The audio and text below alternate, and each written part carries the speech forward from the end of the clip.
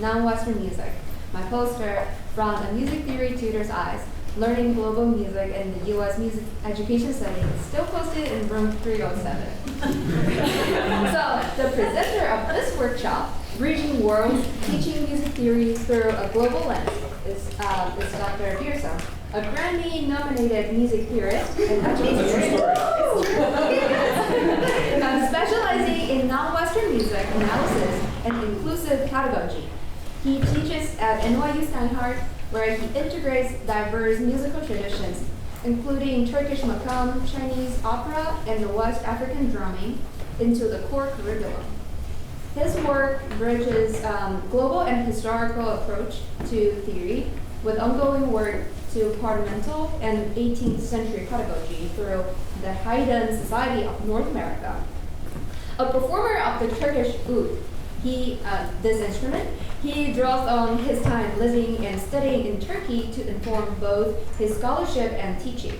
He actively collaborates with community musicians to connect classroom learning with the lived cultural experience. Welcome.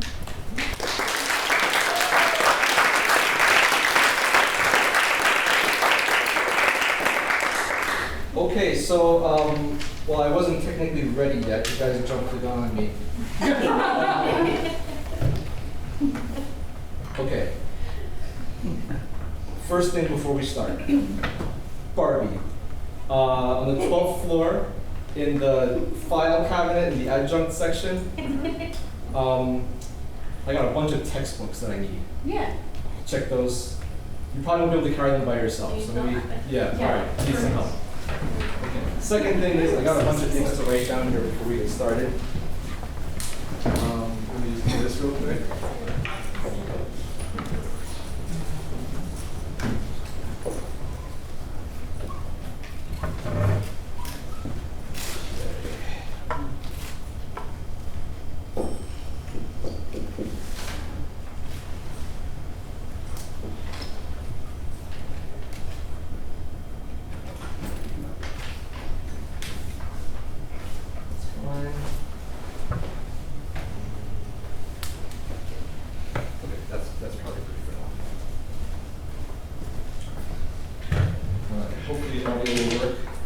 Today we're going to do Bridging World. This is based off of my experience teaching non-Western music at NYU and even just my whole life. So I'm hoping that we'll be able to equip you with some strategies for incorporating global music into theory, tackle the challenges of unfamiliar repertoires, limited resources, and fostering respectful engagement. Hopefully we will find some good methods for analyzing music beyond traditional harmonic frameworks and emphasize perspectives of culture barriers, which you will see in the presentation. So, question to you all, why don't you teach Turkish music? I'm serious, why not? Or do I? Because I don't know anything about it. Okay, good, yeah. And I don't know really the resources to go to if I were to want to teach it. Yeah. Any other reasons why not? I already have a curriculum that I know how to teach. You have a curriculum you know how to teach, yes, good. But there's no more room for something new. Thanks. It's not directly related to my students' professional aspirations. The word directly being thrown in there for extra juice. You know what, I feel like, I was going to use my iPad, but I couldn't get it to work with the Google Slides. So I'm going to do, I feel like these are working on the piano. Let's not destroy the piano. I like the wheels, maybe. You did? Yeah. Thanks. Okay, so we said no clue what it is, basically, right? Doesn't fit in what you already teach. Plus, what we already teach is it's already too fast, right? It's not enough. Trevor? It was not directly related to my students' professional aspirations or interests, per se. Not that I know their inner hearts. Okay. Maybe like fear of getting it wrong. Kind of no clue, but like, Yeah? yeah.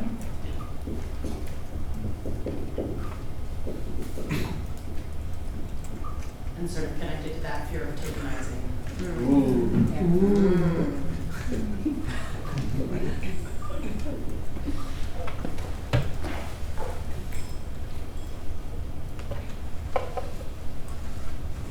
Maybe we can talk a little bit more about the tokenizing thing, because that drew a reaction from me. Yeah, what would it? I don't know. Could we unpack that fear a little bit? How would we wind up tokenizing? You're bringing in the textbooks. When you don't have first-hand experience, you're just going by what a book says and you present it, but you you have not been immersed. And that's fearful. That you have not been immersed in Immersed that in that fearful. tradition. Yes. And that's very fearful, and students can see that right away. Yeah, okay. Yes. And also related to that, the risk of unintentionally channeling something through my own preconceived ideas about the music or my lack of them. You might actually do harm to the music. Yeah, I do harm to the music and then to my students because I'm not able to approach the music from a clean slate. Yes. Okay. Yeah. I guess like if this is the only non-Western music presented in the class, it becomes this representation for all non-Western music. And on the flip side, like at what point do we decide that, well then I should include every kind of music? And you know, you're picking and choosing some cultures or styles. How do you make those decisions? Yeah, that's another big one. In fact, that's one that I had to wrestle with when I was designing my course. I'll tell you about the course in a minute. Any other ideas about the tokenizing thing? Yes? So for me, when I said it was, if the entire framework of the class is about teaching tonal music, and then we're like, oh, but we also want you to know that there's other things, then you're using it as a sort of foil against Right. the normative. Yes. With big quotes around it. Yeah, these are all great reasons for not doing it. So we should just avoid the whole topic altogether.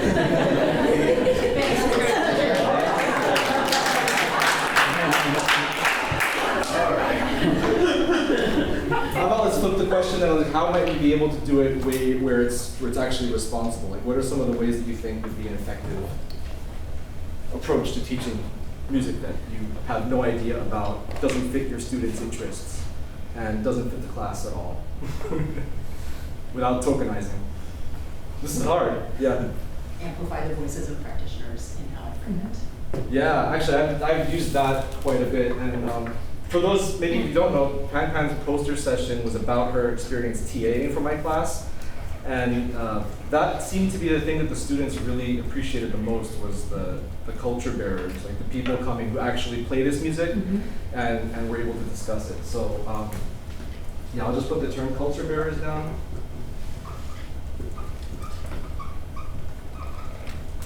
Okay. Okay, let's put this under the category of why not. And then, if so, how?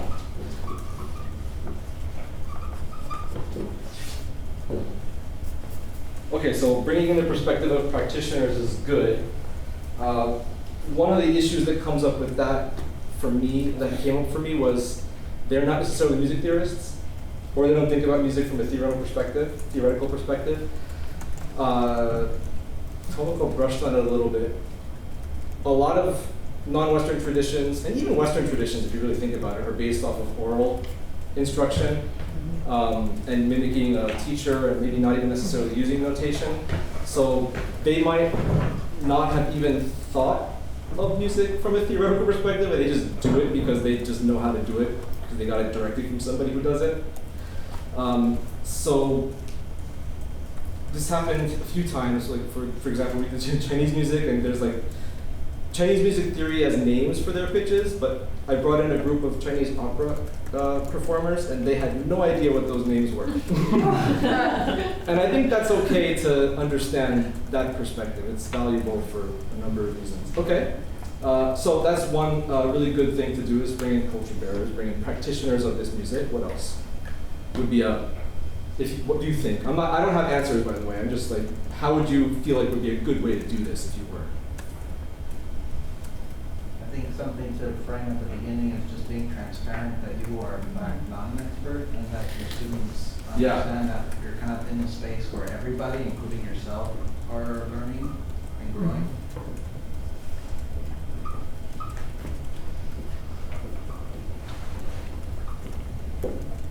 Yes, definitely good.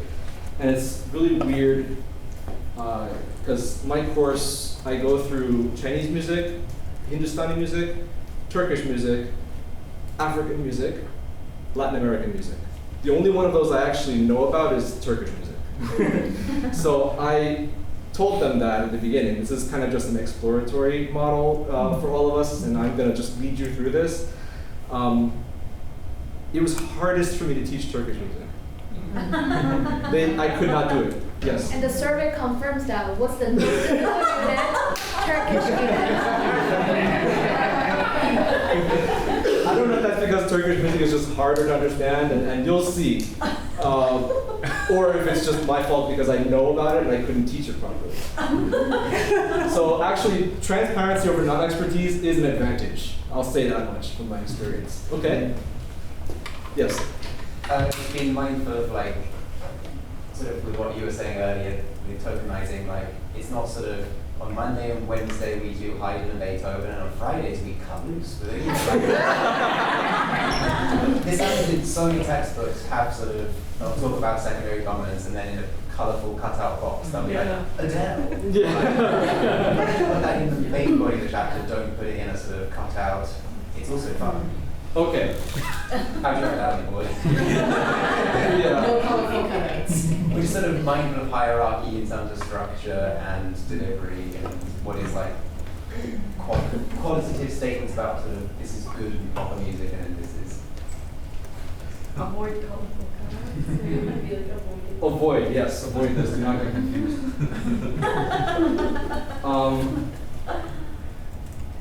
There's more to this, right? Because it's not only just giving some kind of variety to the norm, it's also about perhaps doing it justice, right? There's a couple of layers in that. Yeah, you're gonna say something? I mean, I'm thinking with that, it's about integrating it into the curriculum, not having it be the extra thing, which might also involve, like, maybe you expect the students to actually retain some of that information. It's not just an exposure lesson.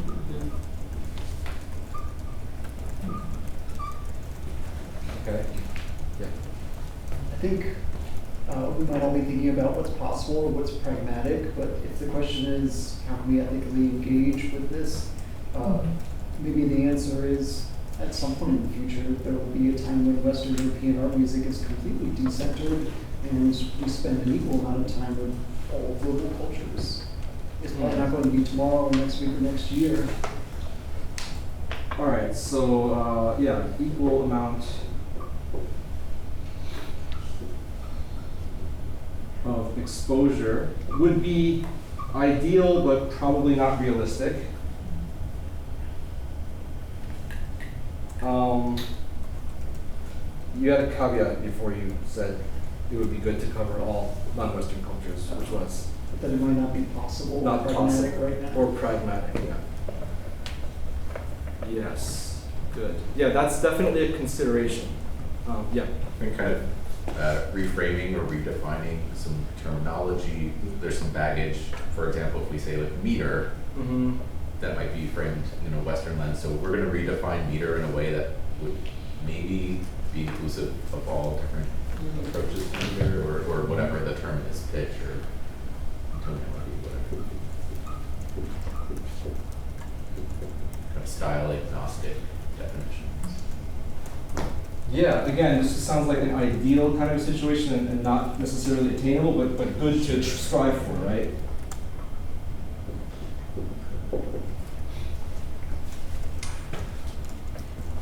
Can we think of anything else? Yeah, Kevin.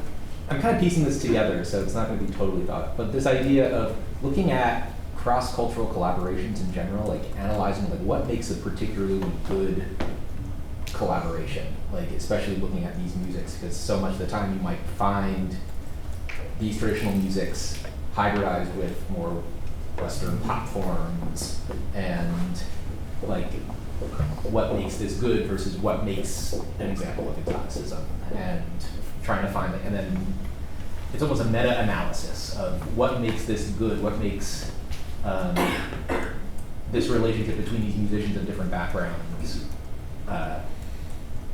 fulfilling for the musicians, and whether you can look like analyze collaboration or analyze perspective, and as a way to again model for the students, hey, here's something that's unfamiliar to you, here's something that's unfamiliar to here's this, I'll use an example like Soccer Hussein collaborating with American jazz musicians. Like, what is the experience of, like, what does, how is the American jazz musician learning with that? And so, yeah. Yeah, I love this idea of hybridity because it goes so deep. All music is essentially hybrid. But I'm thinking of an example, actually, from this very workshop, right? Soo-yeon's demonstration last night when she worked with the Kronos Quartet. I mean, what about that do you think would fit like a responsible cross-cultural collab, or not, if it wasn't? She's teaching them how she was teaching the them. sigimse or the ornamentation works. Yeah. Yeah, and then they incorporate it, and then they have workshops where they really learned to improvise together. So there's that time, immersive space that is created through that collaboration. It's not just yeah. So they got some of the ornamentation, some of the timbre of her instrument, right? And they used her melodies. They didn't use any, well, you know, pentatonicism kind of can work for both, one of those overlapping things. Although there were microtones involved, as she mentioned. Yeah. On the flip side, in terms of why is Kronos Quartet particularly good to work with, as opposed to any old string quartet? Because you can go in and teach someone with no experience, but Kronos has made a point of wanting to work in lots of different traditions. And so once you learn, like, again, I think of like them playing Purple Haze by Jimi Hendrix, and it's like, okay, we have this, we learn how to imitate that sound, and we are now more able to, again, get that nuance of another style because we've developed our own practice. And I think Sunil was talking about the emulation rather than imitation. So emulation through, and the more you do, the more you can pick up. How do you think they did a really good job emulating? How do you think that they maintained their string quartetness? What was not Korean about what they did? The instruments, they were... The instruments themselves? Yeah, instruments actually are a big thing and a lot of fun in this kind of a class. Yeah? Notated it. I mean, with bar lines, despite... She was forced to notate. Yeah. That's good, yeah. Other stuff? The setting in which it was performed? Yeah. Like the stage, concert Sitting setting. down, like on chairs. The strings of their instruments were still tuned to A, B, G, C, E. Yeah, right? So that's, you're getting already, there's hybridity in this where you have enough Western elements and Korean elements that it seems like both of them are being somehow foregrounded in a sort of balanced way. I don't know if that's necessarily an ideal, but it is something that I thought was pretty balanced in what they did. And the other thing was, I think, the idea of the four voices themselves, right? Because they were playing simultaneous melodies, which is what string quartet does, as opposed to the heterophonic single melody texture of the Korean music. Cool, okay. Any other thoughts on how you would like to see? I mean, this is bigger and more structural, but sort of thinking about what is the order in which we introduce different types of sort of umbrella concepts where, like a lot of traditional theory classes are very harmony-centric, but is harmony actually where you want to begin when you're thinking about something that is cross-culturally applicable in broader ways? Yes. So sort of thinking about what are the framing devices, what are the like specific epistemologies, and then what are the hierarchies of those epistemologies?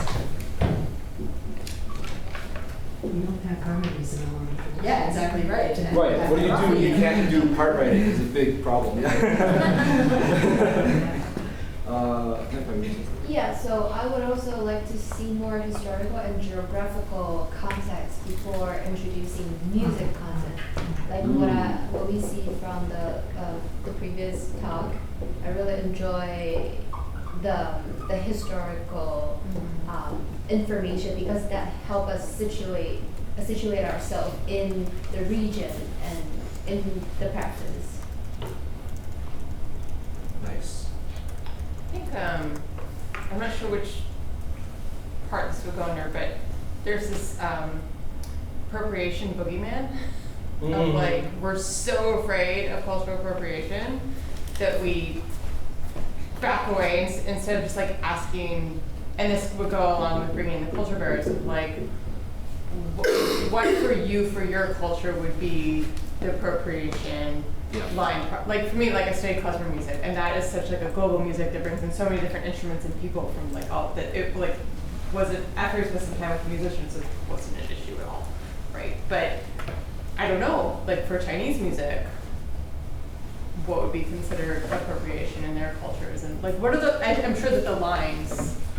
So like finding out what those, and so that you can educate your students, right? Because I think one of the fears too is like you hand these tools over to your students and you want them to use them responsibly. So how do we teach our students how to use these tools responsibly so that they're not going out in the world and being a-holes with what we give them? Right. So like, oh well, Dr. Alford told me this was okay, so I'm just going to do it. So, Right. Yeah, there's a fear that kind of goes into like getting it wrong and doing harm, right? Which is a real possibility. Again, I'm interested actually in what your thoughts are on these issues. So I don't necessarily have answers. I've tried some things out. It's related to the first two, and then if so, how. But when you're doing music analysis, you're providing an interpretation of the music, right? So making it very clear whose interpretation that is. Right. Are you talking about your perception of the music, or are you talking about something that someone else has told you? And just making clear that distinction, I find it to be very useful. Do you feel like, I don't know, do you feel nervous about interpreting music? That you wouldn't know, let's say, like just some completely unknown music to you. I think if you say, I am perceiving this and this because of this and this, you're not imposing it onto the music, you're explaining why you are feeling it in a certain way.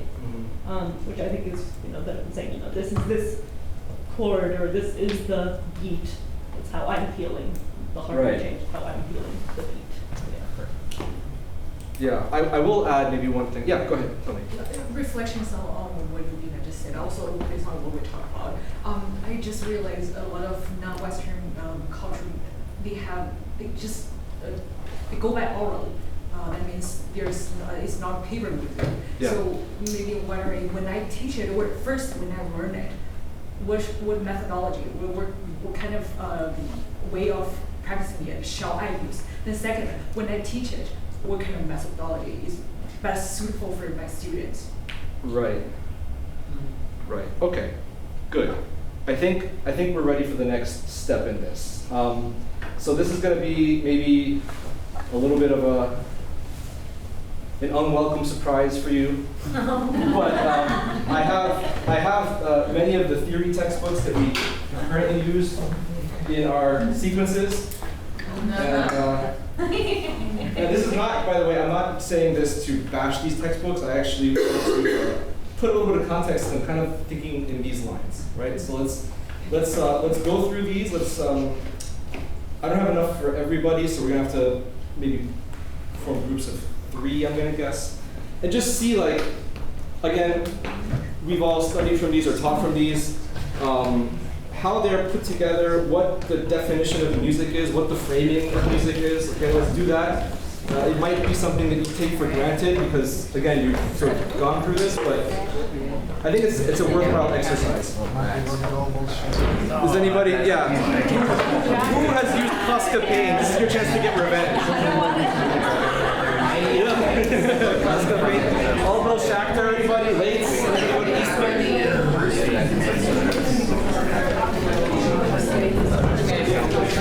Yeah. Wait, do you have like teaching this? Anyone else have this?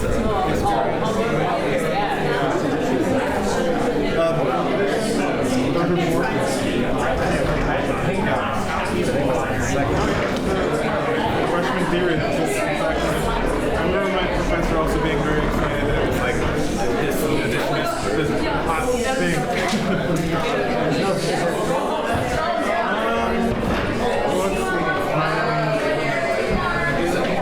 So I guess like the larger primary materials, like, you know, kind of Shakespearean, like 151. Tone configuration,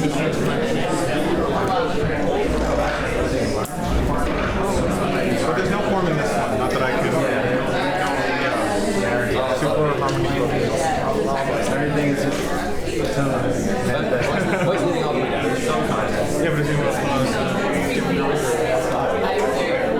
you're like, this one, clarified. I was going to say, like, all these concepts are totally applicable to Western classical. I don't want to say I'm the expert. I mean, if any of us know specifically how Bach wrote his music, I doubt such an expert to say sound. Yeah, the closest is the Robert Gerdigan payment stuff. Yeah, right.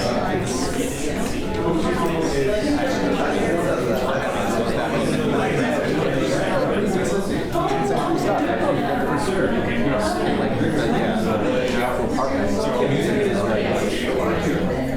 This is like a stream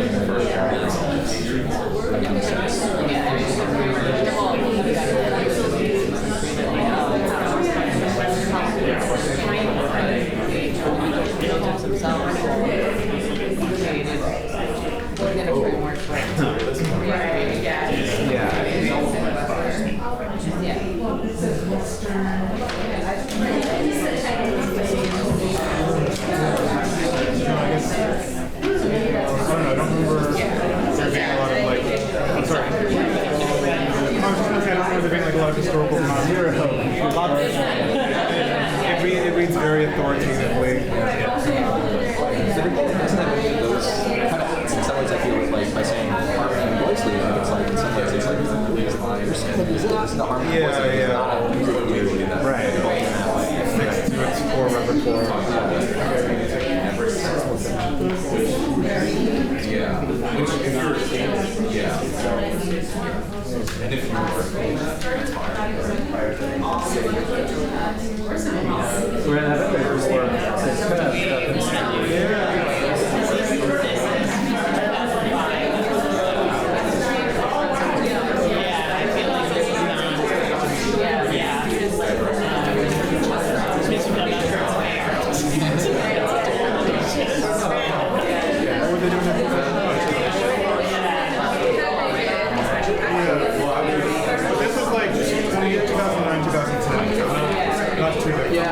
But yeah, but I hear what you're saying. So like, they haven't been looking to paint it any significant way.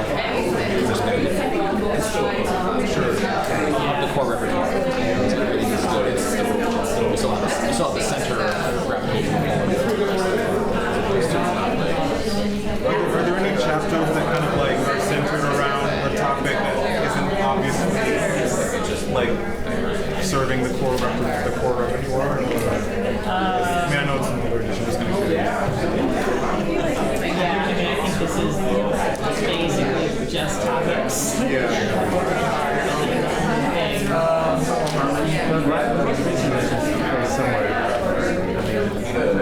When it's coming out, usually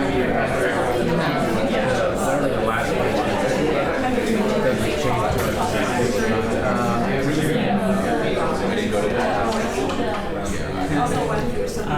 I feel like the later, I'm trying to think of the last one. I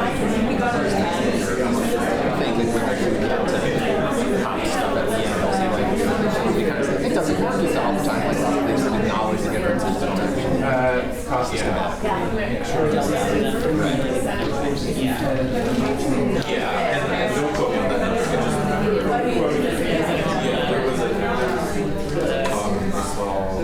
And it's pretty obvious too, but since like the whole topic is on global music, like that's something that we're just talking like pop music and whether or not it might be in here, anything beyond. I don't know what the content is supposed to look like, just consider. But about alternative notation, I feel like sometimes you get like a brief mention of the word psychology or some books. Or they'll say, oh, here's a there's a lot of cursory look.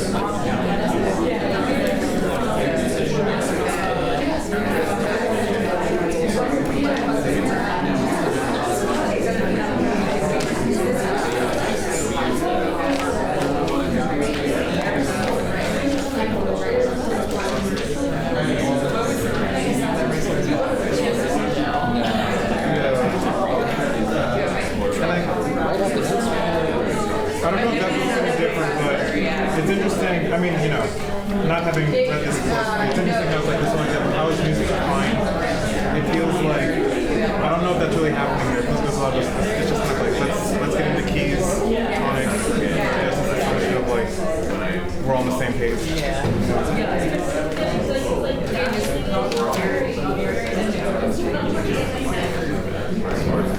But even just going through though, the basic fundamentals chapters, there's plenty of things that you're looking at. Just see we got Joplin.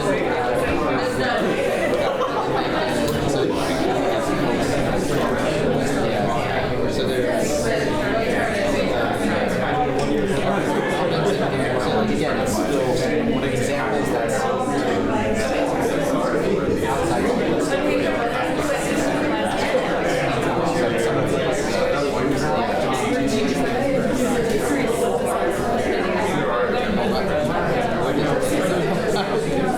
Disney examples. So I did a couple of those things. And then That's right.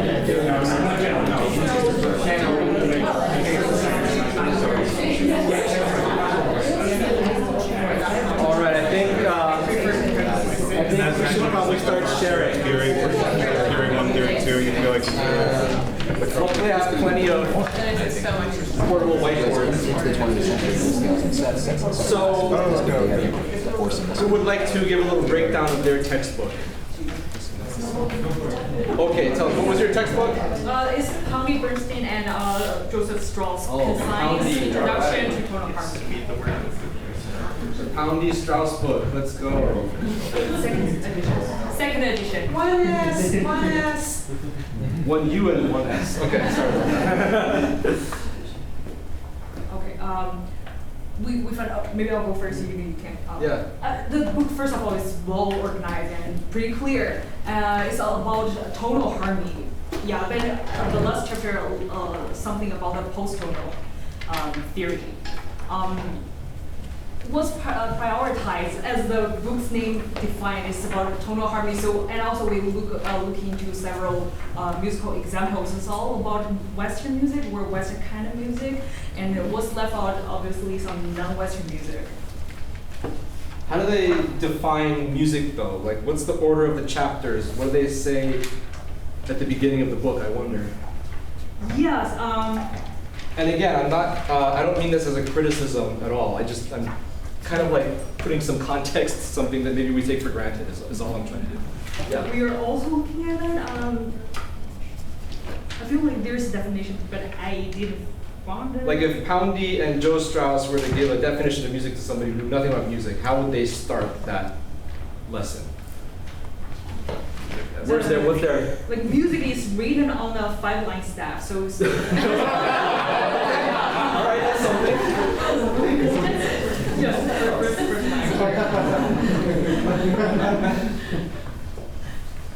Do you want anything else? We can come back around. Let's get some other groups. Yeah. So we have the workbook that corresponds to that. Oh. And yeah, there wasn't a concrete definition. I checked out the wrong thing then. I just. But it was very it's very harmony centric, I would say. Yeah. Okay. And yeah, we also noticed that so in the preface there it does point to an increased proportion of examples from non-white composers, but it does. It does, but okay. then when you But still Western. But it's still Western. But then when you look at the examples in the workbook, yeah, they're almost all not that. So it might be the text that's doing that. Interesting. Not the workbook. Yeah. Well, to add to that, as far as like defining music, there isn't really a definition, but it also just says like this book studies harmony in music, and it never says, well, harmony of which musics. It's just assumed that we, and you know, we kind of understand that going into it, but if you're gonna go with Western harmony and music, you might say that, so that we know, but you know, we don't. Well, I feel like tonal harmony might get at that. I mean, if they said Western harmony on the textbook, that would be a little. I think that would be offensive. Yeah. Enter cost and pain. Yeah. It's basically, it's tonal harmony also, but basically to the student, harmony in Western music. One thing that distinguishes Western art music from almost all the other kinds of music is harmony, is how they open it. And then, sort of ordering, like a ton of emphasis at the beginning. It's got pitch, it's got rhythm, but rhythm certainly is secondary to pitch. Right away they get into harmony. It takes them a really long time to get into like non-chord tones, which might be useful if we're talking about melody at all. This is from 2004. So they do talk about the pitch and the rhythm?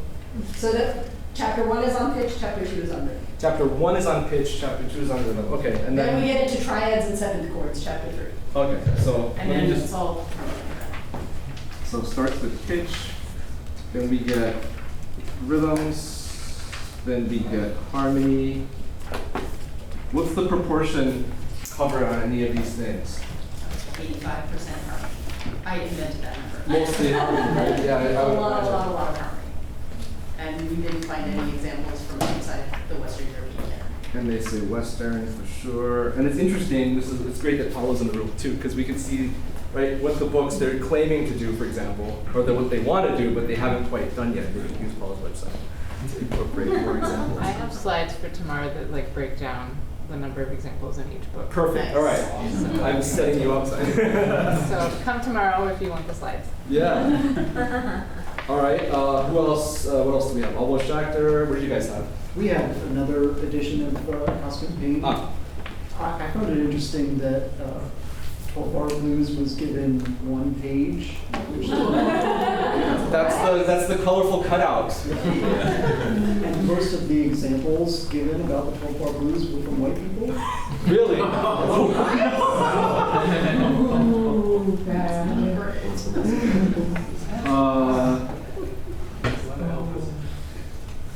Or a couple of examples, right? Not one. There was one example that was a collaboration. Wow. Okay. Did they change any of the ordering based off of what we already analyzed in terms of their approach to music theory? No, but there's a chapter on form, and chapter 2 is on rhythm, chapter 10 is on form, and the rest is basically harmony. And the rest being 29 chapters. Wow, okay. And not just focused on harmony, but focused on 4-part chorale style harmony in the tradition of the 17th century. Harmony, but also more broadly pitched near the end into the 20th century. They do include 20th century stuff, right? Yeah. Okay. Other books? We had Late's grad review, but in my experience, the Late's grad review is the Late's book, but just printed smaller. Okay. The introduction says, how do we learn about music? We analyze the score. And music stock Brahms, I think, was the latest person we saw. Yeah.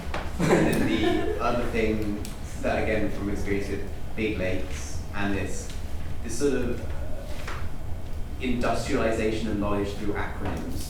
Everything has to have a term and an acronym. There's, I think, 3 appendices in these which summarize all his acronyms, which is just. We're talking a lot about Western, but this is 80% Austro-German tradition. Ah, interesting. Western or even Oh, and Schenker's just in the background everywhere. Yeah. And it's good for pianists. Yeah.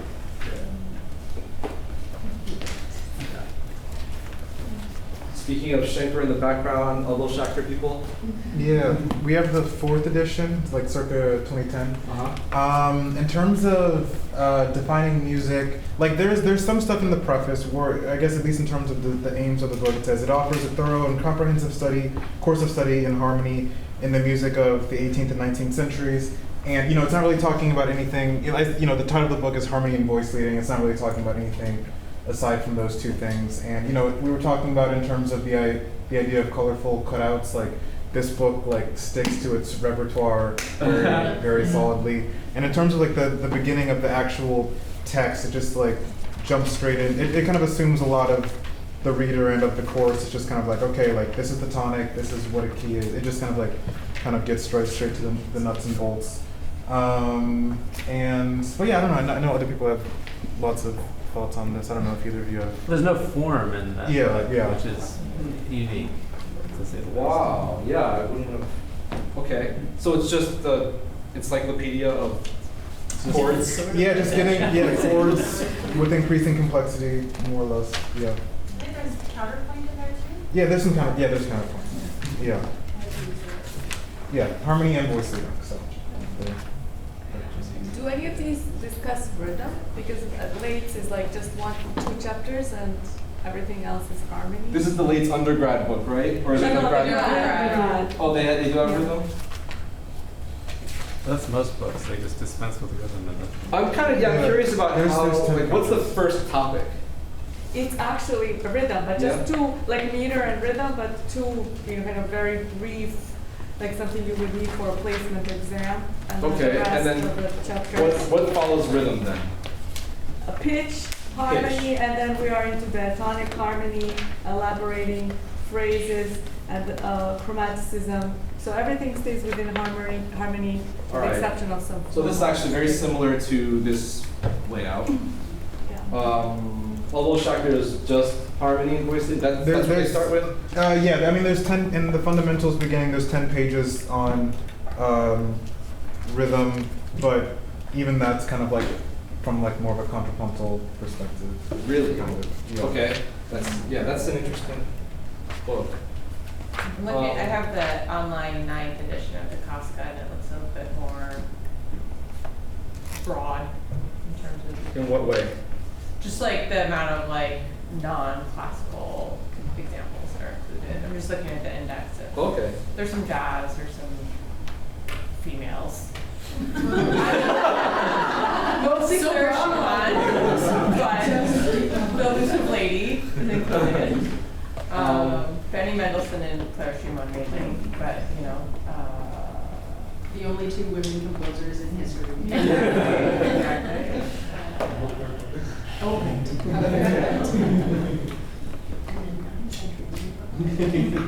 Going back to the Palladio Strauss book, do they also start with rhythm and pitch, or do they go straight into chords? Start with rhythm and pitch. Rhythm is the first one? Yes. But in all books, are those just, hey, we're just teaching you the fundamentals, so then we can get to the real music? Like, is rhythm ever talked about later in the book musically? 20th century.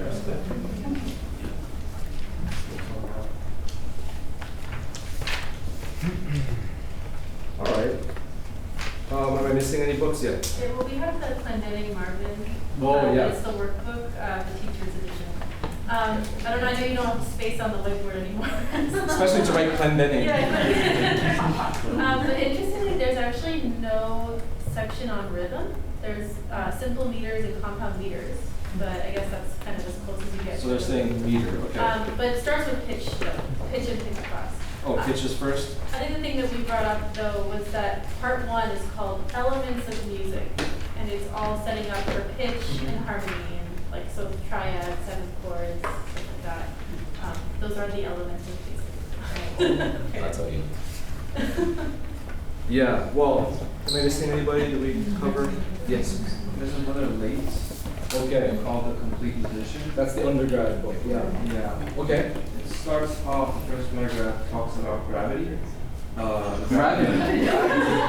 Yeah. It's a scientific statement about a tonic, saying a tonic has a gravitational energy. Tonic has, okay. And it respectfully does say, though, like at the end of the paragraph, furthermore, musical tonal sense or other such point of reference can be found throughout the world. In our studies here, however, we focus on the repertoire that occurs in Europe during the common practice period. It's nice that they say that. However, the book is called The Complete Musician. So that says over.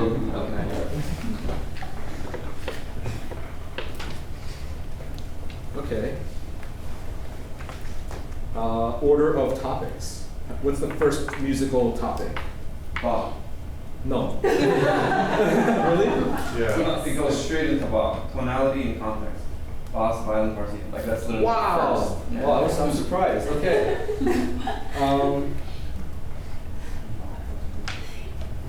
That's reminding me of Carl Sagan. Because didn't they send stuff out into space that if like another alien civilization were to find out about us, and they included a Bach recording? They just give them Bach. Yeah. So gravity and Bach and space. Surely the aliens are.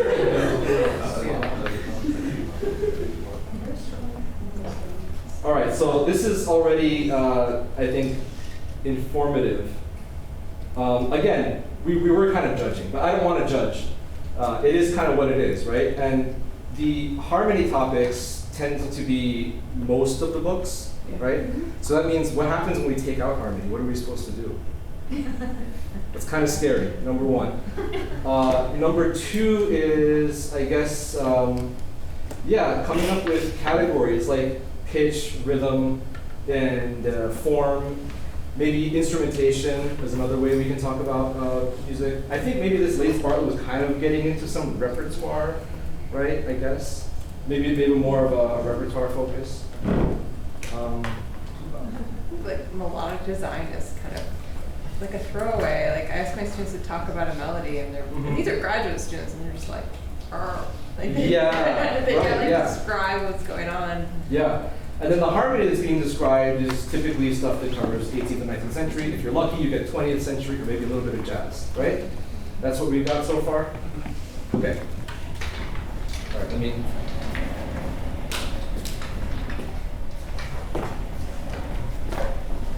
This is multimedia demonstration here. All right, I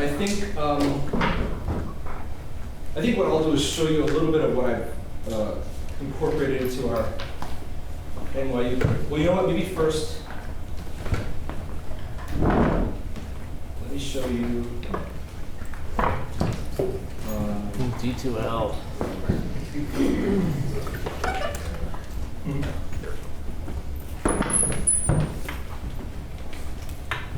There's a couple of things that we did, a couple of approaches. This is the Theory 1 course that Sarah mentioned in the keynote.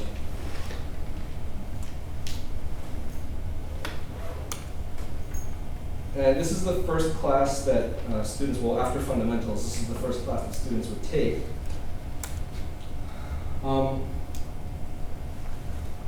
We've got kind of these broad categories. So, like, Unit 1 is just a couple of classes on, different kinds of notations and what the musical elements are, kind of like what we have here. and then we go into a little bit more detail about the musical elements. So we do talk about tonality right away, but then we do get into things like modes, different types of scales, and even getting into some other like non-Western, just to give a sense of like other scales that are out there besides the major and the minor scales. So let's see. So, and again, this is in theory one. This is not in any way intended to be like an in-depth kind of an approach to Hindustani music or Turkish music. It's just, you know, that this music exists kind of a thing. And we've got a few resources here that students just will get into, but then mostly it's about listening to repertoire and getting the sound of it in their ears. And let's say like we go to the rhythm and meter unit. This class wasn't me, right? This is Kevin, me, and Sarah putting this together. But then things like African approaches to rhythm. We tried to, I guess, do a little bit of what we all maybe agreed was a good thing to do, is to maybe try to give some equal weight to some non-Western cultures within a particular theoretical parameter.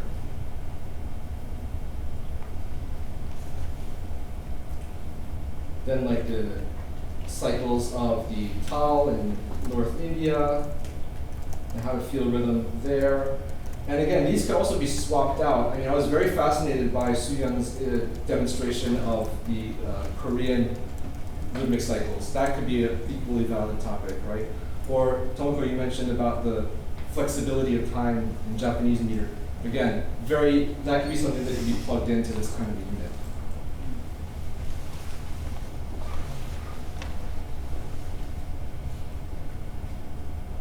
We put chords all the way at the end, and it's funny because like with what we just did, I'm now analyzing myself. Chords is toward the end, but you know, you see it's pretty heavily, well, it's not as heavily weighted on chords. Chords is one part of a more or less equal distribution of classes on different topics of music theory. Okay, so that's the global approaches to music theory 1 class. Anybody have questions or comments about that before I move on? Yeah, Paul. I have a question, just a practical question, because a lot of this way you have it set up, it's very beautiful, but it seems like you have a flipped classroom model set up a bit, Yes. right, where students do a lot of preparation before they actually come to class, because we have like all of these things that they're doing. How's that working? I can't imagine my Peabody students being willing to do anything to prepare before they come to class. You know, that's interesting. I'm just saying, I mean, I love them, but they won't. And so I'm Interesting wondering you how said this that, works. because this fear grips the students even more than it did us in the beginning of our discussion. Really? Yes, I think the first couple of years that we've been doing this now, the flipped classroom approach, at least for me, hasn't really worked. They say, I don't know Indian Tal. Why am I teaching it to myself and then coming to class, right?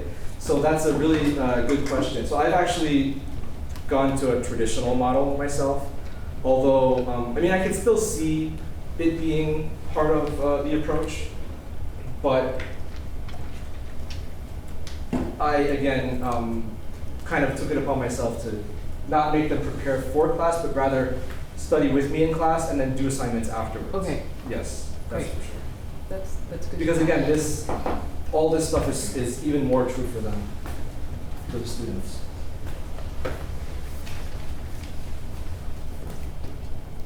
Yeah. You mentioned trying to give equal weight to these different cultures. I wonder how you're defining that. Is it geography? Is it population? Is it the historical timeline of how their traditions existed? I think mostly geographical. And I think maybe not equal weight to a particular culture, but equal weight to different topics. Like instead of doing most of the book on harmony after a couple of chapters on pitch and rhythm, we've spread out those chapters much more evenly. That's what I was more talking about. Because then you could, within the unit on rhythm, talk about something that's not on this particular course text. It could be anything.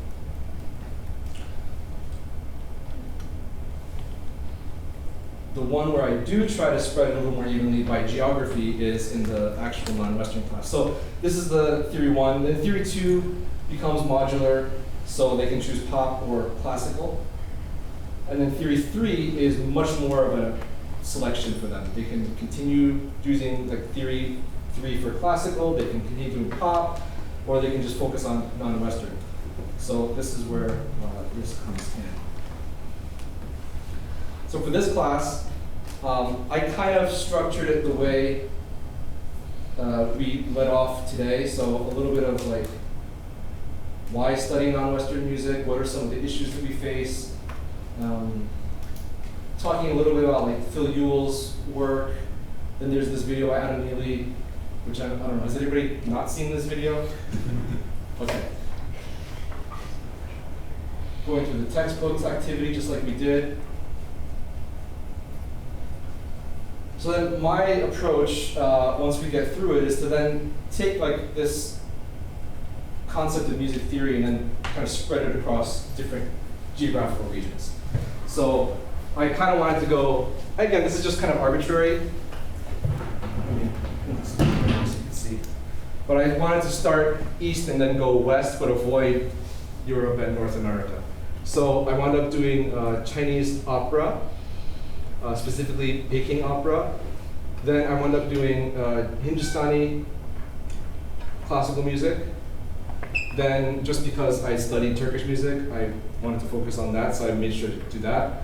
And then, again, instead of going into Europe, we went into West Africa. So I wound up focusing on mostly music from Ghana, because there's a lot of material on that.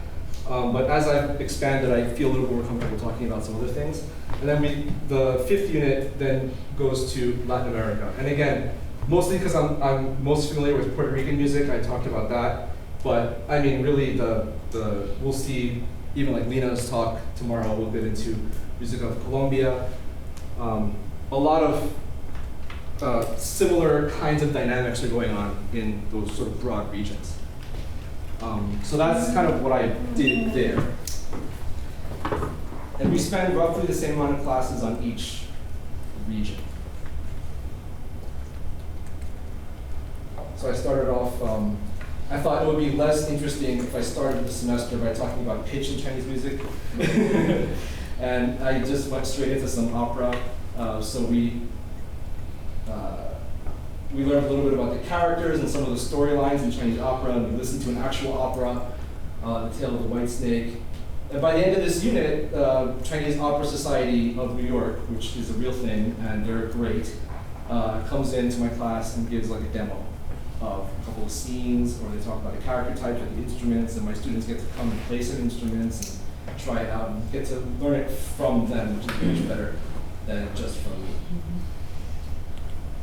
Same thing for Hindustani music. And you can see it's kind of hit or miss with the sources. A lot of it is YouTube sources. Sometimes there's some things in ethnomusicological texts that can point to some music theory, but I really did want to keep it, I don't want to make it about ethnomusicology. This is not about people making music. This is about like music theory applied to, or as taught by these musicians. So there's this, I actually found out about her from the Adem Birson video. Anusha Kamat, she has a whole series of videos on Hindustani music. In fact,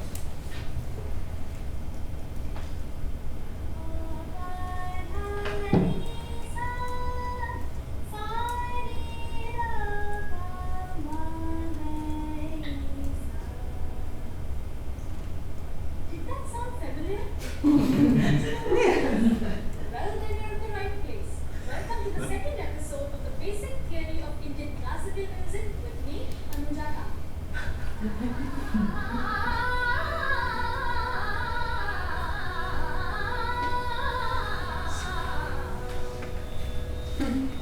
Any kind of music, Indian, Western, Chinese, African, has two main aspects to it. First is melody or tune, and second is rhythm or beat. So, this melody musical notes. And what are musical notes called in Indian music? You're right. They are called as swaras. So let us now study the concept of swara in some more detail.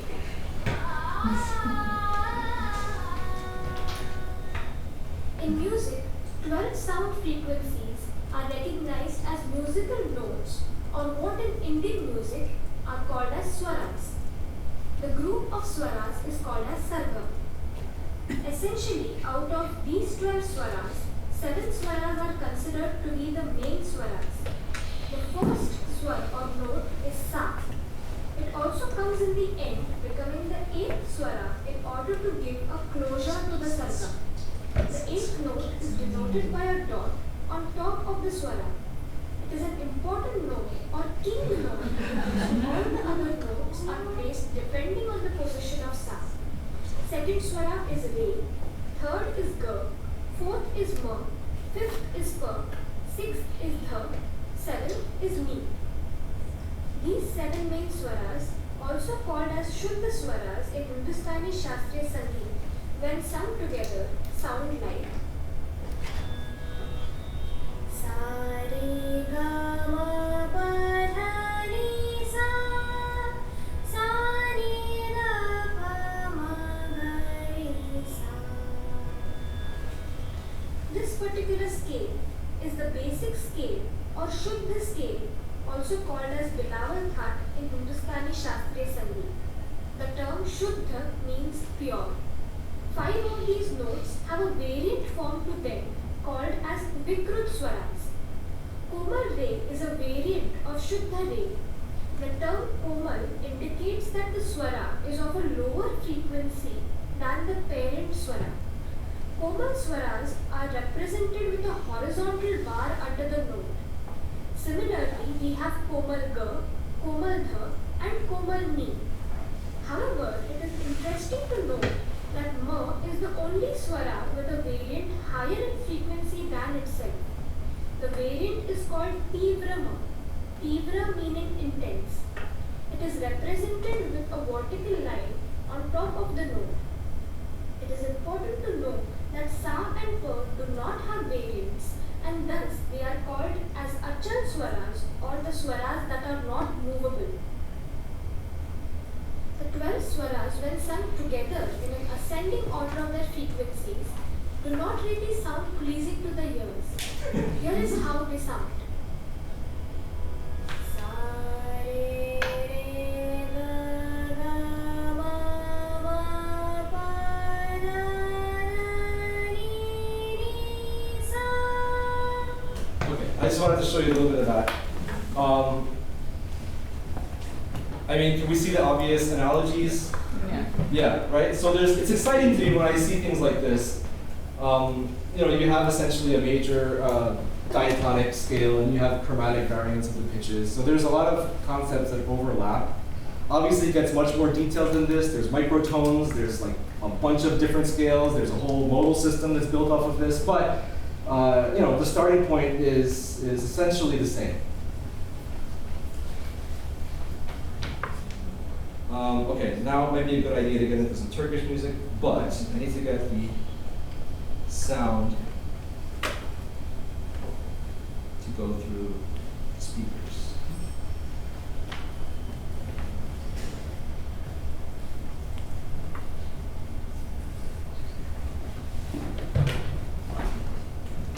Is it the Extron? Yeah. Yeah. Okay, good. All right, so now, let's see. Top of the note. Good, okay. All right, so I'm going to teach you not about Hindustani music, but I'll do a little bit of Turkish music with you right now.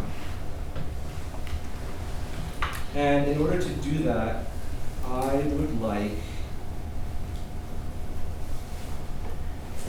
to get your ears tuned a little bit to microtones. So I love this one activity here in Auralia. Oh. This is my favorite thing of all time. All right, so we're listening to microtones here, but we're trying to find the difference between pitches, right? So we're going to identify if the second note is sharper or flatter, and the difference will be 38 cents, right? 100 cents is a half step on the piano. So this is less than a half step. This is less than a quarter tone.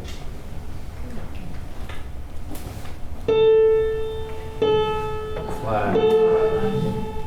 The same.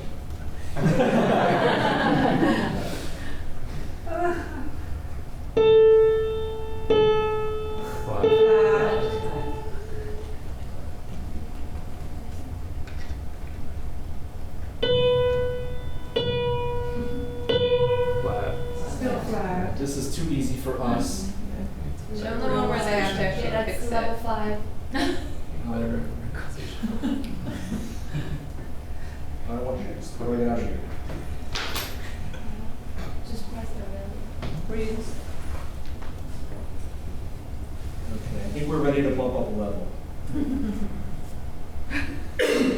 Let's do 20 cents.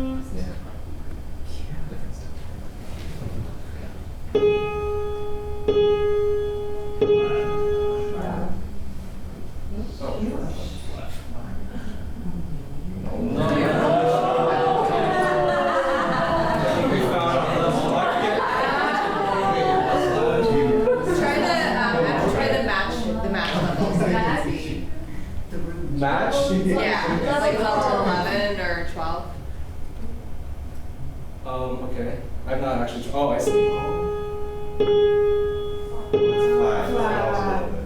So then you want. So I'm going to sharpen it. And then hit the. Perfect. You can tell the phasing.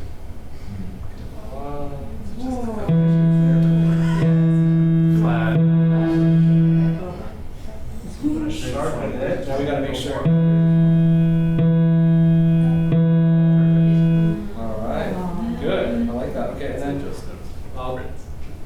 I want to see if we can tell by octaves.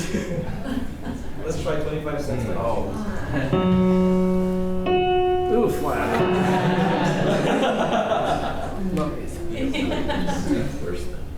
Oh, pitchy dodge. All right.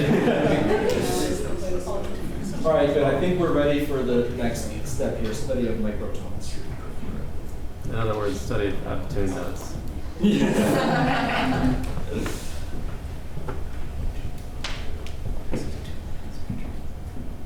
All right, so in Turkish music, we have these things called tetrachords, which a lot of, has anybody ever seen this in relation to like Turkish music study at all? Any experience with this, tetrachords?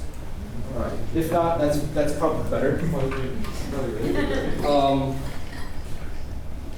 So there's this theory that developed like in the 20th century that you add tetrachords together. So like you could build an 8-note scale out of these two, for example, and it would be a makam scale.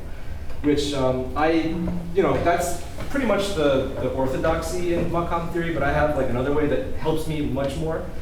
I think the tetrachords are much more useful for tuning, and in fact, this is the first big issue when you're talking about Turkish music theory, and this instrument is the theoretical instrument of the early, let's say, makam music. It actually wasn't Turkish to start off with, it was Arabic, right? And they would use the oud and the divisions of the strings to measure intervals, right? So a lot of the ways that, like in the theory books that we have now, might start with pitch, and they'll give you like the overtone series and then generate scales, major and minor out of that.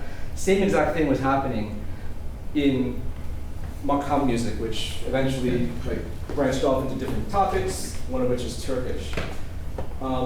The first thing that I'll show you is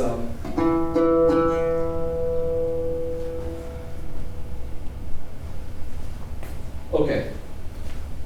A couple of different tetrachords on the board here. The first one we have the backwards flat. This is a microtonal accidental. Okay? It means 1 comma lower than B. This is a 1 comma lower flat than B.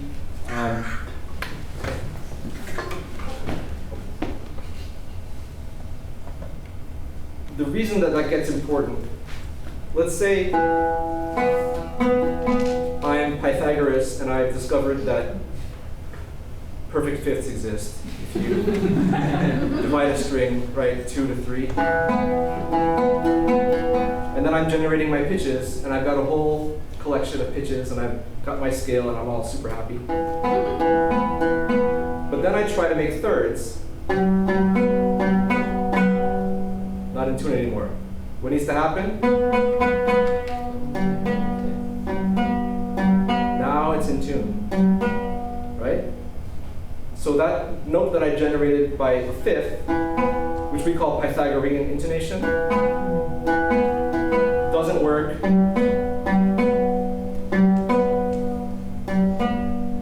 See how much I lowered it? That's why I wanted you to listen to the different pitches with the sense differential, because that's a microtone, right? And that's in fact the smallest, I would say, naturally occurring musical pitch that we have is the comma. It's the Pythagorean comma. That's the difference between, well, by the time you get around, we all know this, by the time you get around the circle of fifths back to C, it's off by exactly this much, as a matter of fact, right? Same thing happens if you try to tune thirds with fifths. Doesn't work. So I'll play my pure third again. Then I'll try to play that as a fifth. It's off. Tune it up. Right? So I'm playing now I'll play the Rasta tetrachord first.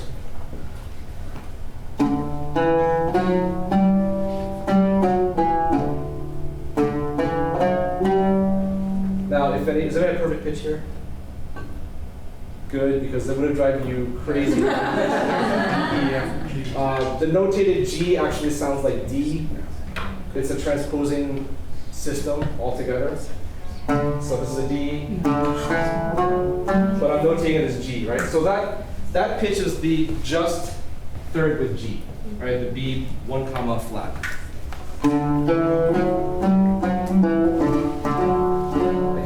Third with that on my instrument, and I have a little scale. It's like a major scale, but it's a little bit not like the piano major scale. Then the other one is the Charga tetrachord, so I'll start from the C here.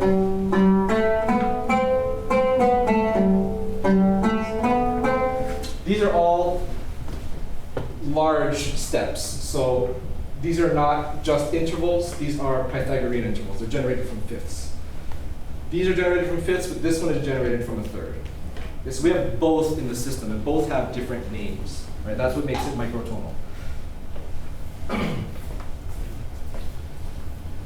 So these are like 2 examples of major tetrachords, but you have different types of whole steps.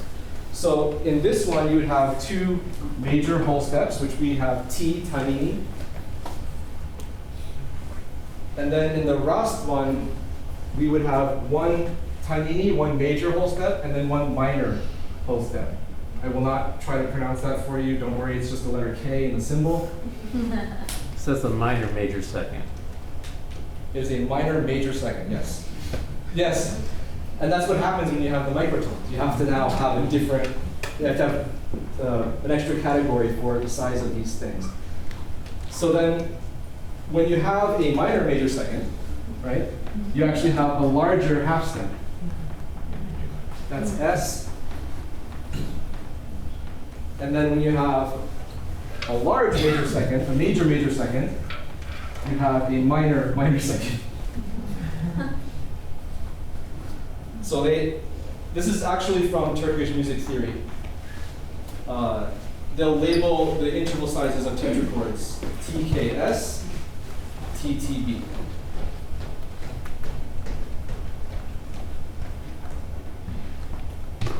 So again, I'll play it. This is the Ras tetrachord. This is going to be,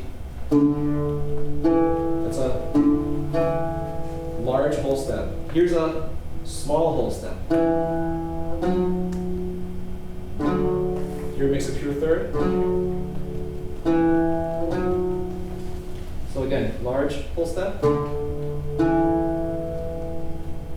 small whole step,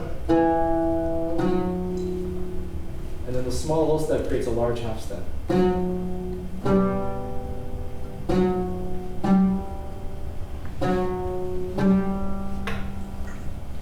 And then another way of doing this with the out of tune third, large whole step, large whole step, and again, if I play that note, I get a pure fifth, small half step. So that's one activity that I can do with my students that already gets them to think about like scales in a different way and intonation in a different way. And then I also have these like fancy, I mean, without the Turkish names, you can just use the letters and have them identify the sizes of the intervals.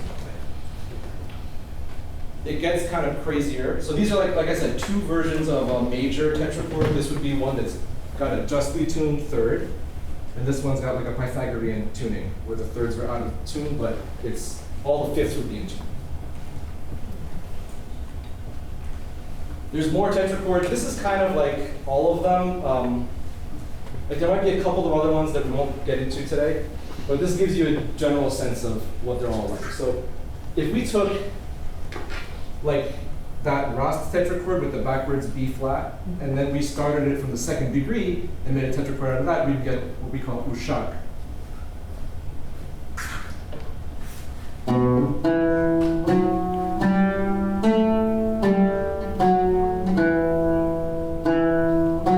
Small whole step, large half step, large whole step. Okay, so that tetrachord is KST. If I start on the A again, but I have a lowered, a fully flat B, I would get a minor half step, major whole step, major whole step. So that's BTT.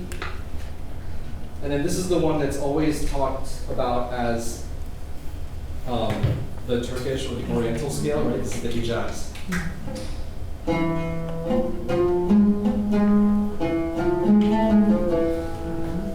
With the augmented second. But the way that this is done, the B flat gets a little slash to it. That's another microtonal interval.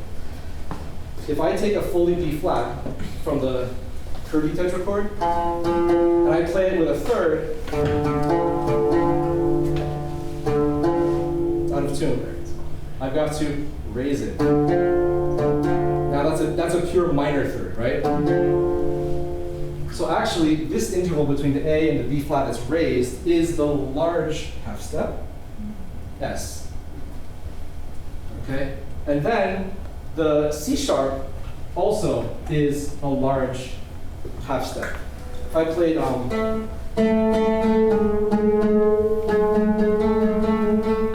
that as a small half step, it wouldn't tune with the C sharp wouldn't tune with the A. It's too high. I lower it by 1 comma, and I get the S interval again. So if I have two S's, in between I get an augmented second that's microtonally contracted, right? It's a little smaller. They just put the A in there because it's augmented second.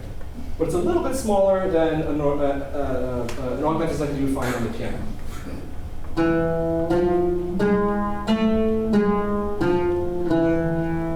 Right, so I can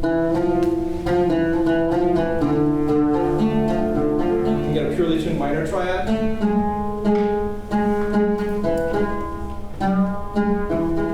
And a purely tuned major triad with those two notes.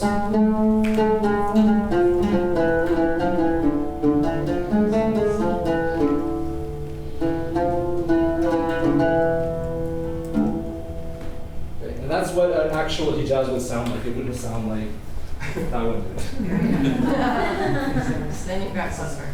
Adam, so just to make sure I'm understanding, and maybe for anybody else, the B with the backwards flat is a B that is slightly lower. Than B natural. And the B flat with the slash is a slightly raised B flat. Yes. Okay. Yes. And both of those are different pitches. Right. In Turkish music. Yes. Does anybody know how large a comma is in cents?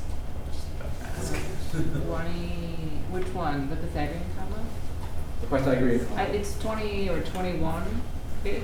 Yeah, it's like roughly 20. Yeah. I don't know, we can Google it. I don't know. It's around 20. Yeah, it's around 20. Um,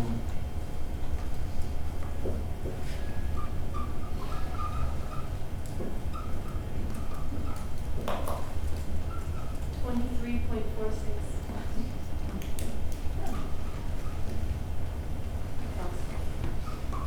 cents. All right, so we could approximate that actually with the Auralia exercise if we just try to find out pitches that are different by 20 cents. And that again, is a naturally occurring microtone. It's not like, there's a lot of these microtonal systems that are based off of equal temperament where they'll come up with like different divisions of the octave that are not generated by natural means, but these ones are. So this is actually like, I argue it's the smallest natural interval that we can really like hear in music. All right, to sort of prove to you, well, okay. There was actually a discussion about this in 1932. It's a really fascinating moment in history because the king of Egypt, King Fuad I, organized a whole conference.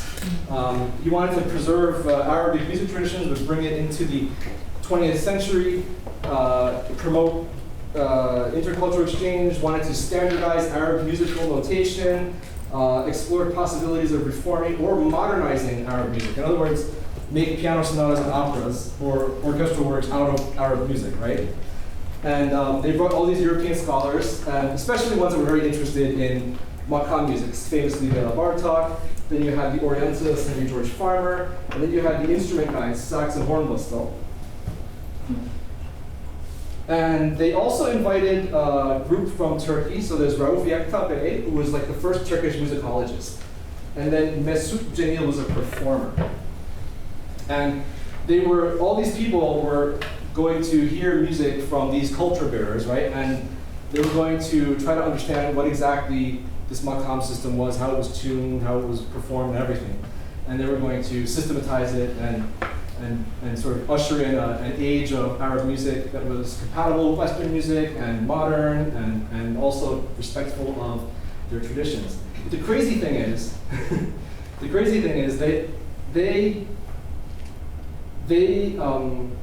there was a piano manufacturer from Egypt that was at this conference, and he had developed an equal tempered scale that had quarter tones, so exactly like 50 cents, right, in between the half steps. And they used that as a microtone.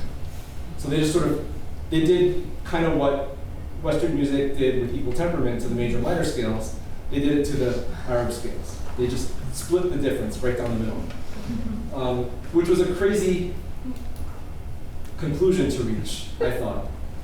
Especially when I have this performance. This is Mesut Cemil, who's performing at this exact conference, and presumably Bela Bartok was listening to this and studying it. Listen to the purity of the thirds especially.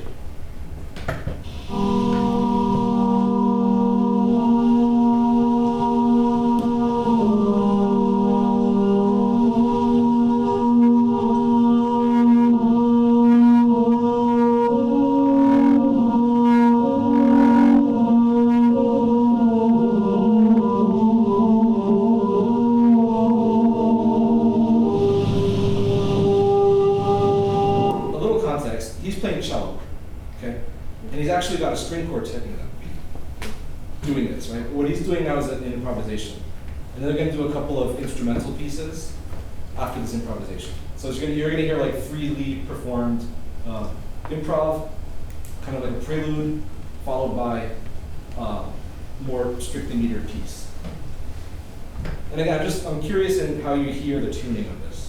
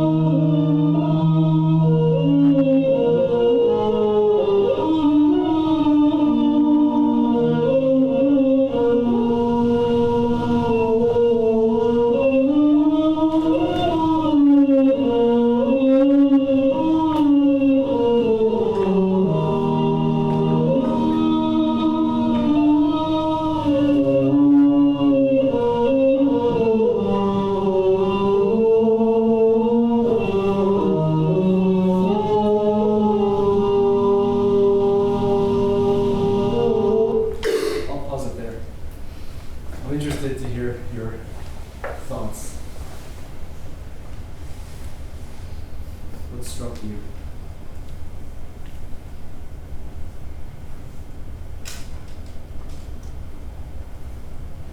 So it's like what I'm used to hearing in Turkish music is the intrigue of it, because it's lacking in harmonic structure. So is the various timbres. But when you have a string quartet playing, it's like it feels inauthentic to me, even though they're playing the scale and they're doing the tuning. Wow. It's not quite an authentic representation of at least what I'm used to of Turkish music, because it's missing the multiple timbres to give it the depth that we're used to hearing. Interesting. And they did this, I think it was intentional because they knew that like people like Bela Bartok were going to be there. Right. So it feels like they're trying to fit themselves into I a think role that that's was not quite intentional. Although like cello and violin are used in Turkish music, but like you said, usually in combination with like a flute and a Yeah. plucked, like because you get the pluck with the held. Right. In most Arabic and Middle Eastern music, you Yeah, get yeah. the I'm like putting myself in like maybe a Bartok or a Western perspective, and I can imagine listening to this and being like, if they're trying to translate it, or outside it's I can hear that how would they translate it? Oh, they'll translate it into an octatonic scale. And the idea of these particular tetrachords become like, oh yeah, especially when you have the different thirds happening. Yeah. Kind of rotate around each other, like, oh cool, like you have these sort of combinations of these melodic figures that seem to outline octatonic-ish things.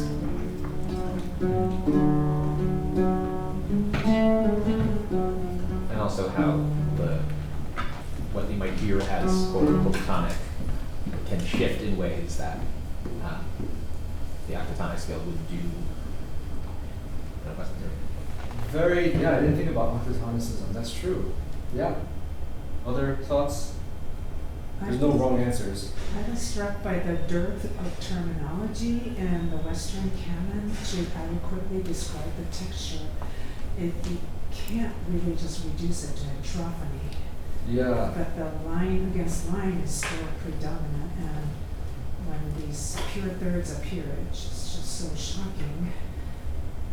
But it's not governed by the tuning and the individual lines. Yeah. And even if they're octave apart, they're very distinct. Yeah, right? The tuning is so the whole almost game. disorienting. Yeah. I feel like there was a very distinctive pulse that I was feeling throughout, like kind of like so I feel like that was something I could latch onto, and maybe I'm projecting my, understanding of Western music, but I feel like I could kind of like follow along with this kind of 4/4 kind of style beat. Yeah, there definitely was, especially because, like I said, there was the improv part which wasn't in meter, and then there was one that was at the end. So that's good that you got that. Yeah. Okay. I mean, there was a lot of, I thought, also like stuff. If you thought of them as scales, like a lot of play of like the sounds in between pitches of the scale, even if they're microtonal pitches. There's like a lot of glissando and gliding in between pitches, right? But there's still a sense of a scale, or multiple scales going on. All right, so that's the whole idea. And really, the intervals of this are TKSB, all right? That's how you put all this together. It's just like you can combine them in ways that are not normally done in like a Western harmony context. Okay, so that's one thing that I focus on is the tuning system, TKSB. The other thing is the pitch, and this is where I really got into the music.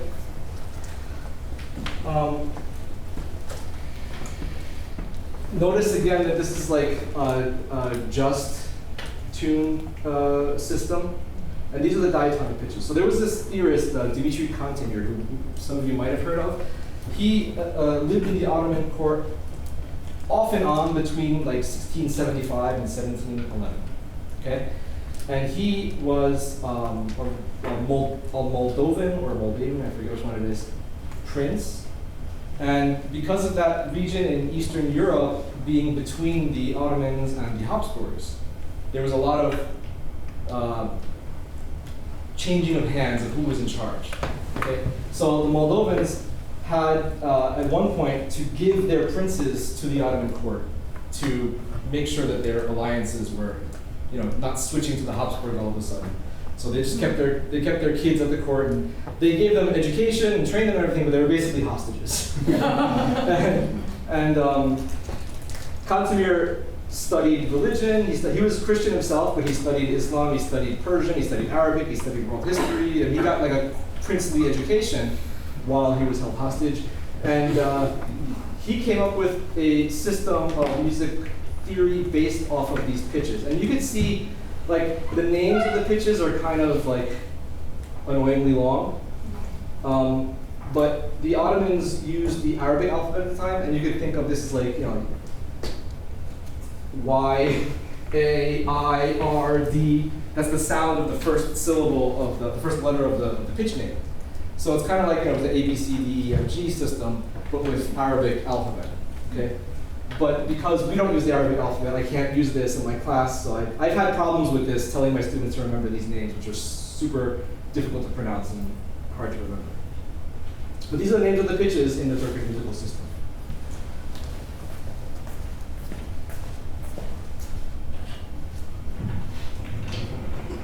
All right.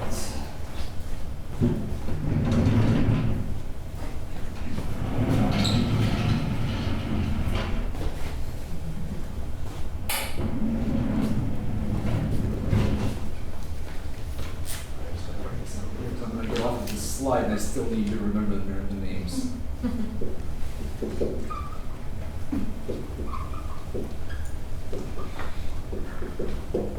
So they're different because of the auditor? Yes. Yes.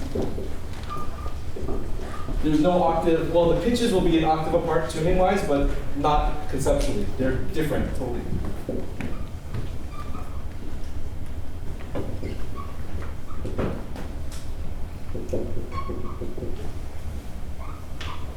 And interestingly, these pitches are also the same whether you're talking about Arabic music or Persian music.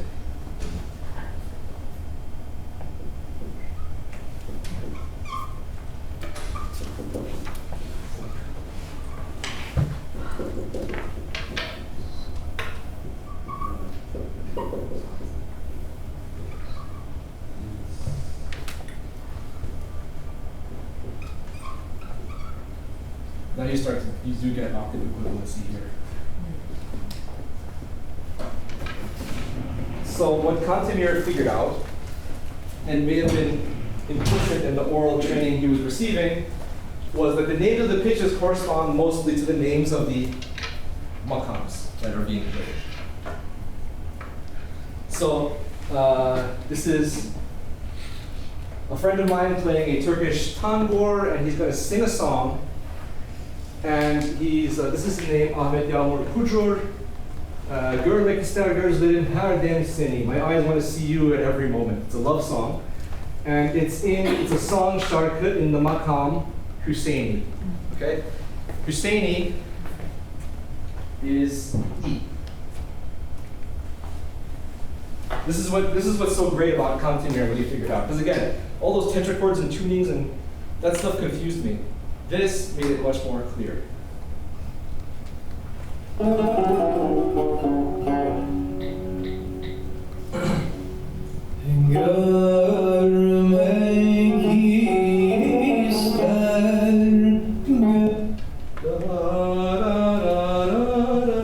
we sing that?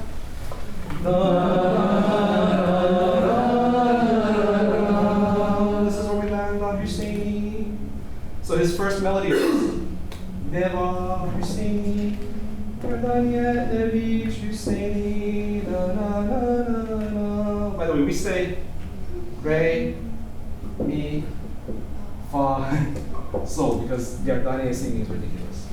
So it'll be re, mi, re, sol, fa, mi, and that fa is the lowered one. Okay? So if I were to put the intervals that we have, large whole step,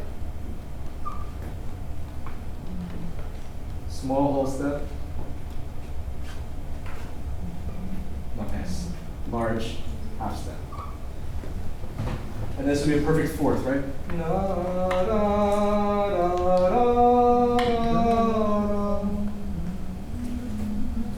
And that opening melodic gesture, pointing to the E like that, is why it's in makam Husseini.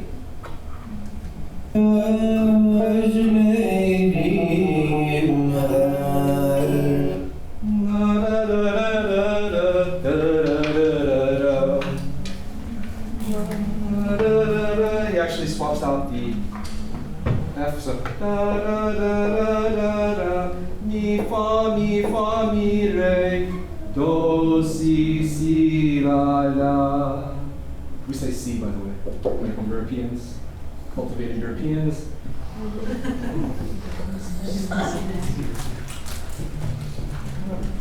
Mi fa mi re do si la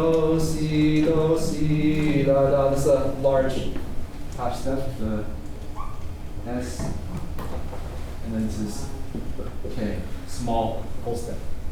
Let's sing that. Mi fa mi re do si la la. You're singing microtones. It's so beautiful. Okay. Mi fa mi re do si la la. So we landed on duga. That's the other makam. These are little phrases, right? So another confusing thing, duga is not the actual name of the makam. We call it ushak, which is really weird. But if you remember the ushak tetrachord, it's actually D, C, B backwards flat, A.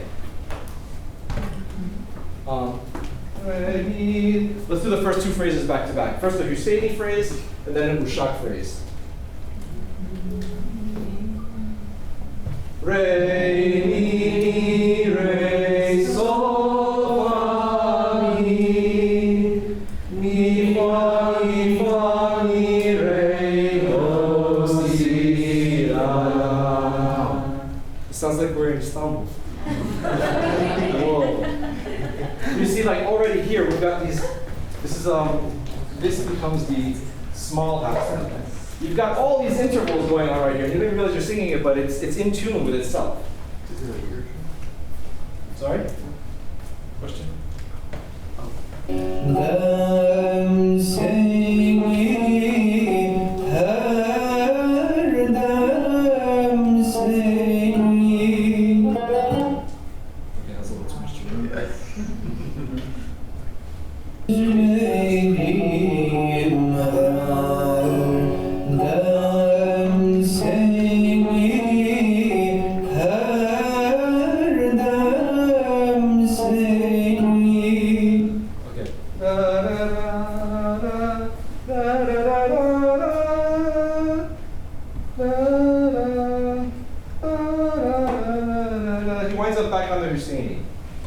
So what we wind up having here is a melodic progression. There's 3 melodic phrases so far, and this is what we call the seiyah. It's the journey. So far, the seiyah is Husseini plus ushak plus Husseini. And that's what we're doing. We're sort of like, each phrase is another makam, and we just see how it flows through in a song. So that's why I think if you understand the pitch collection that you're dealing with, it's almost like they're bees hopping from flower to flower, right? Each pitch is a flower, and it lands on one, and then it flies off of that, and it lands on another one. That's how these phrases are put together, yes? Sorry if this is a bit of a digression. Can you help me understand why there is no conceptual equivalence at the octave level, but there is equivalence at the 2-octave level? It's just confusing. It's like why there's a double tonic, or why why there's like a melodic harmonic divorce. Same kind of idea. I don't know. But I will say that this is the top makam that you would get. Anything beyond that, these are just pitches that will let you land on this makam, but they would never be makams themselves. That's probably the answer to your question. And so everything below that could be a makam? Yes. And you see that, you just make a phrase and you land on it.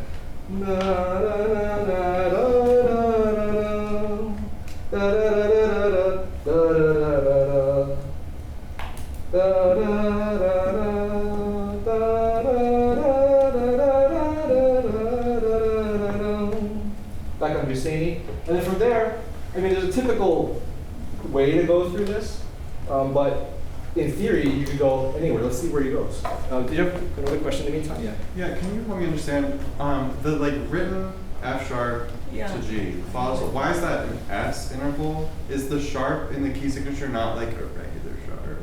Like Right, that's another, yeah, these both are 1 commas. Oh, okay.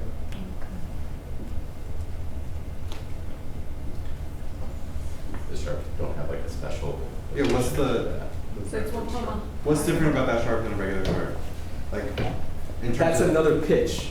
That's a chromatic pitch. These are the diatonic pitches. We do have. So he's already sung a chromatic pitch, the F natural, which is not in the original scale, but it would be a similar thing. Like, so I could have instead of the F sharp, the symbol would be this. I don't know if you've ever seen this in a microtonal collection of chromatic symbols, but accidentals. But this is another pitch, it's called mahur. This pitch is called ajen. And then between the B and the C, I could have a B natural. And that's called buselik. And that creates a small half step between the B and the C. And that's another pitch, that's what I'm saying. They're both used.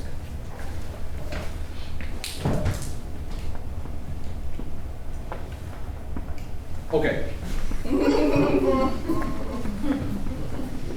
Yeah, I know, it's confusing. I think Turkish music is more confusing than anything.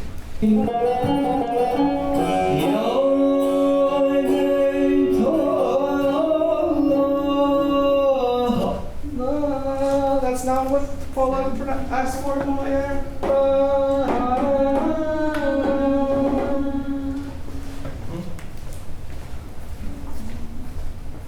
Oh, no. I'm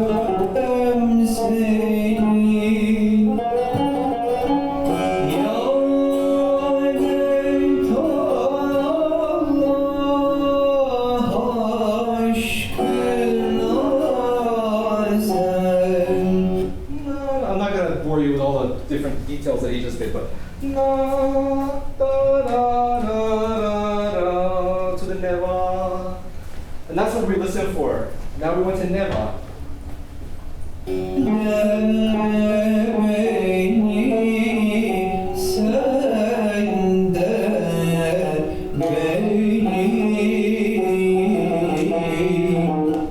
He just ended mi, re, do, si, do, charga. So we've had muhayer as part of this journey. And then we went to neva as part of this journey. And then he just ended on charga.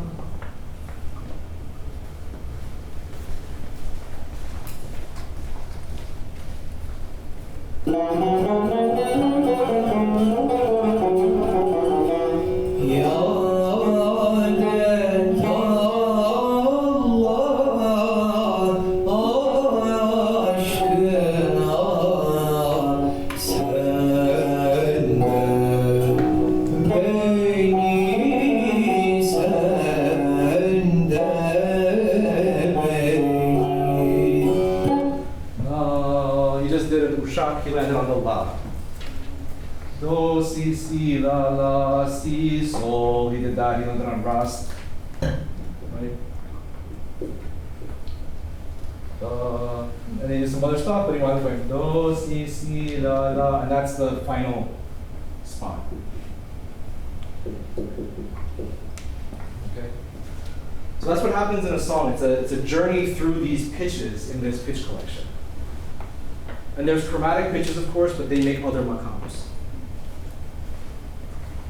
If I were to improvise something in the Husseini makam, I wouldn't maybe want to follow all of that, but I could just do like one Husseini plus one ushak, and then I'd be ready to start my song, right? So I'll do, this will be my Husseini, this will be my ushak.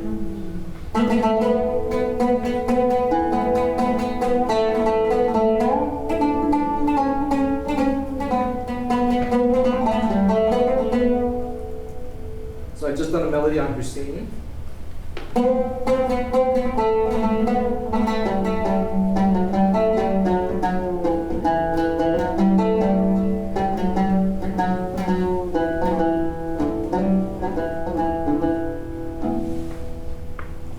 And then I've done an ushak, and now I'm ready to start the song. Does it work like medieval modal theory where the final tone is really the... It's kind of related to that, isn't it? Yeah. College tone. Yeah, there's a lot of similarity to that, for sure. Okay. But I always like, when I teach my students, I just keep this map open, and we listen to songs, and we just trace the journey from one makam phrase to another. Yeah? Do experienced listeners, can they predict where phrase, what note a phrase is going to end on? Yes. So there's a lot of, I mean, there could be an expectation of, like Husseini and then ushak is definitely one, but you might get surprised, and then instead of ending on ushak, you could end on urak, and you make another makam. So I'll do a Husseini. So re mi fa sol sol fa fa mi Husseini, and then instead of stopping on ushak, which would be a Husseini makam, I'll go another way, right? Mi re re do do si la sol sol fa fa. And I stop on urak. So I done a Husseini plus an urak, and that's a different journey. Makes it. This performance, like this song that this guy's performing, is the Yes. song defined by its lyrics and order of scalar parts? If someone else were to perform this song, how similar would it be? How different would it be? What are the choices left up to the performer? Does that make sense, what I'm asking?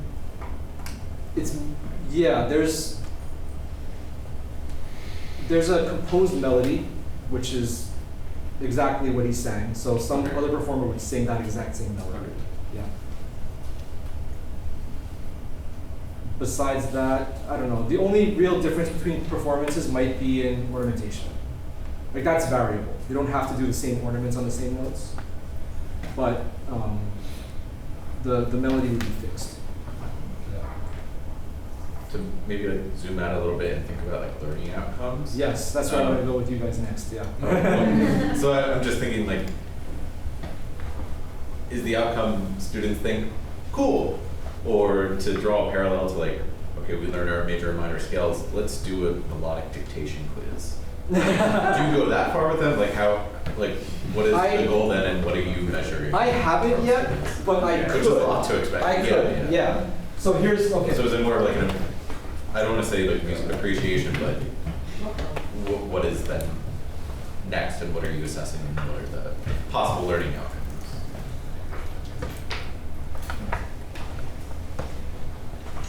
So here I'll show you a little bit of what I've done for my class.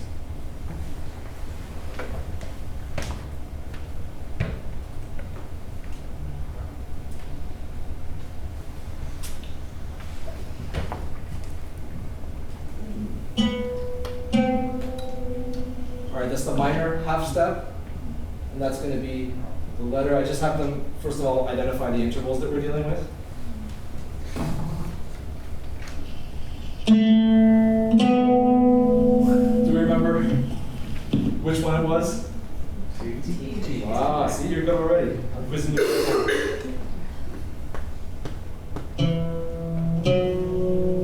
Small whole step, which one was that? S. No. K.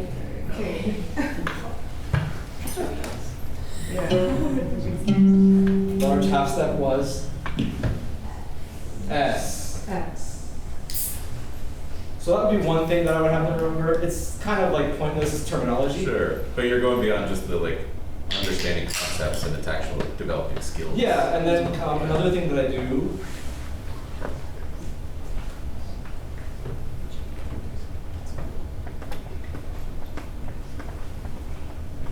after that homework,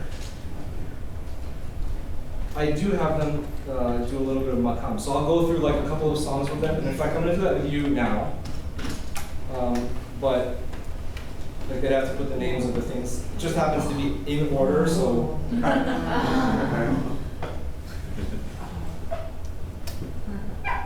And it's important to do this because this is going to give you the landing spots of the different makams. So once you do that,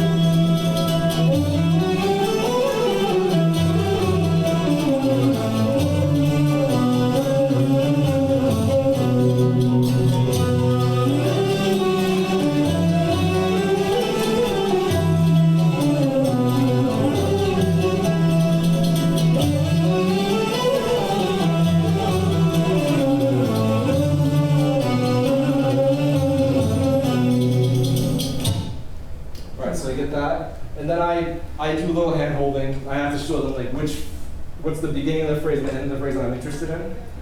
And then based off of the landing spot, really, it's the last note of the phrase, which is the answer. Right, so this one would be the A, which is your duga, what we call that ushak for some reason. Then the next one is the same. And then the next one goes to the D, which is your neva. And then the last one goes back to the A, the ushak. So you'll find out the correct pathway. Ushak, ushak, neva, ushak would be the answer there. And I have them like listening to the music that way.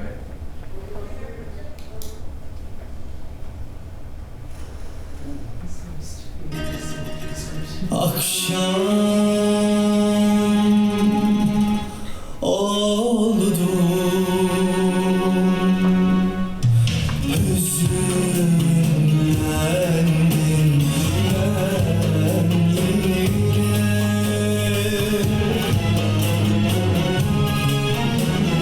Akşam oldu, hüzünlendim ben yine.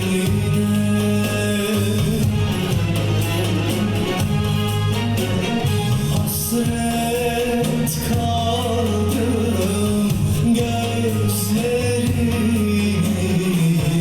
rengine.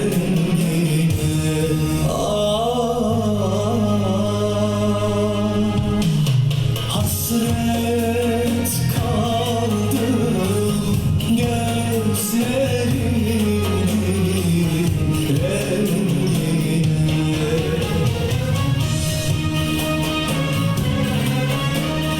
Gel mehtapım, gel sevgilim, gel yine.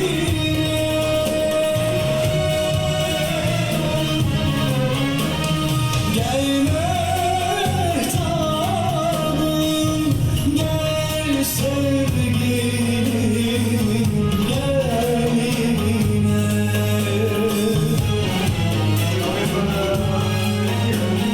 Hasret kaldım gözlerimin rengine.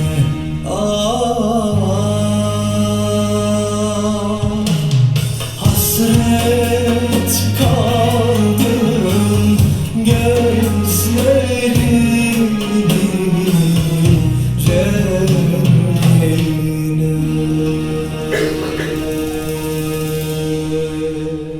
Alright, I don't know if you can see this too well. Oops. I don't know if you can find like the best the answer that best represents this particular melodic journey, right? First one was on the D. D is? No. Okay, good. So, well, I made it kind of easy. It's probably that one. Then we end on the A, which is Uşak. See, you guys are already Turkish. Then we go to, we're in the upper register, right? And the A is? Wow, okay. Wire. And then,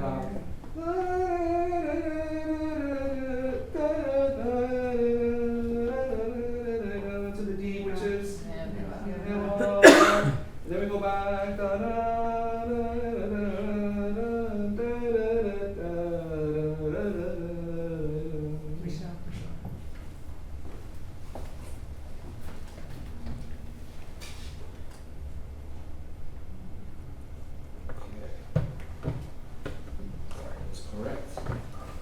Right, so that's kind of how I do the assessments, and it winds up being actually a pretty fun experience for them.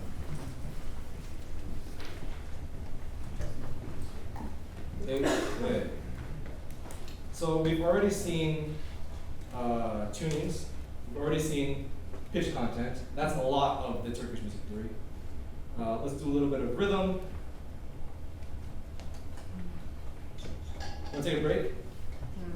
I don't need a break, but if you want to take a break, you can take a break.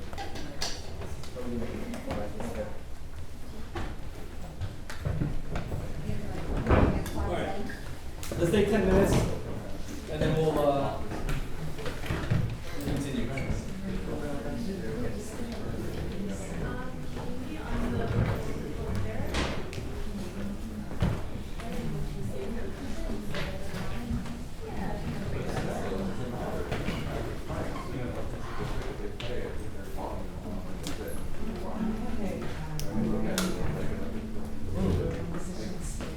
Really?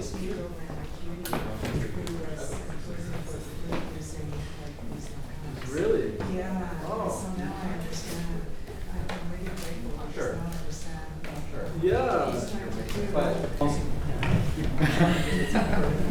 let's continue with this, and I gotta wrap up the Turkish music because I'm not only talking about Turkish. But you can see how complicated it is to explain. Especially when you know what you're talking about, it's like. So then, as far as the rhythm goes, also very similar to the Korean cycles. And I thought it was interesting how she said that Korean music was informed by Persian music, because you can see very related approaches.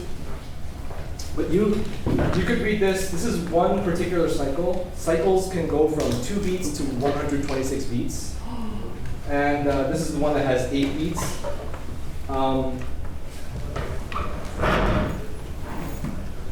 The doom sound is like the deep sound of the drum, and the tek is like the lighter, brighter sound of the drum. And then you can kind of read this like a piano score, so the dooms would be the right hand and the teks would be the left hand, right? So doom, tek, tek, doom, tek, doom, tek, tek, doom, tek, doom, tek, tek, doom, tek, doom, tek, tek, doom, tek, doom, tek, tek, doom, tek, doom, tek, tek, doom, tek, doom, tek. Good, we got it? I'm going through my class with you in like an hour. So the students get a whole session per topic, right? Now here's a song. Again, you can see my key signature. I got the just B and the just F sharp, okay? And I've also got the rhythmic structure we just talked about. So, doom, tek, tek, doom, tek. You can see it kind of reflected in the way the beams are grouped. And by now, Turkish musicians read from the staff notation. So, this is really traditional what we're going to do. Normally, Turkish musicians would study from this. So what we would do is sing solfege, but fixed do solfege. Okay? So So maybe we should get through that first.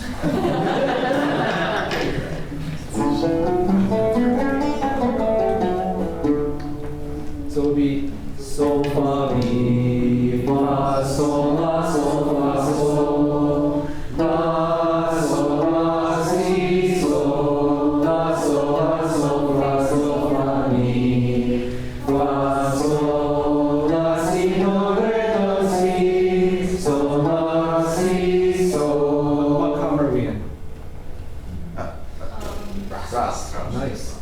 Okay. Again, and then what we do, we'll do the tapping and the solfege. We can get to that. Sol, fa, mi, fa, sol, fa, sol, la, sol, la, si, sol, la, fa, mi, fa, sol, la, si, do, re, do, si, sol, la, si, sol. Again. Sol, fa, mi, fa, sol, la, fa, sol, la, sol, la, si, sol, la, fa, mi, fa, sol, la, si, do, re, do, si, sol, la, si, sol. One more time so I can get it.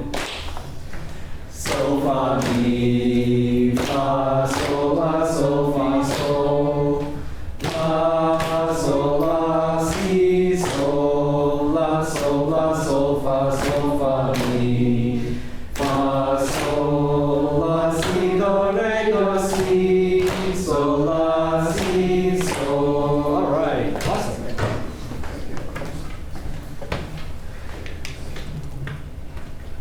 This is the B phrase. Let's just sing it. I'll help us along with the food here. Sol, re, do, si. Sol, re, do, si, do, re.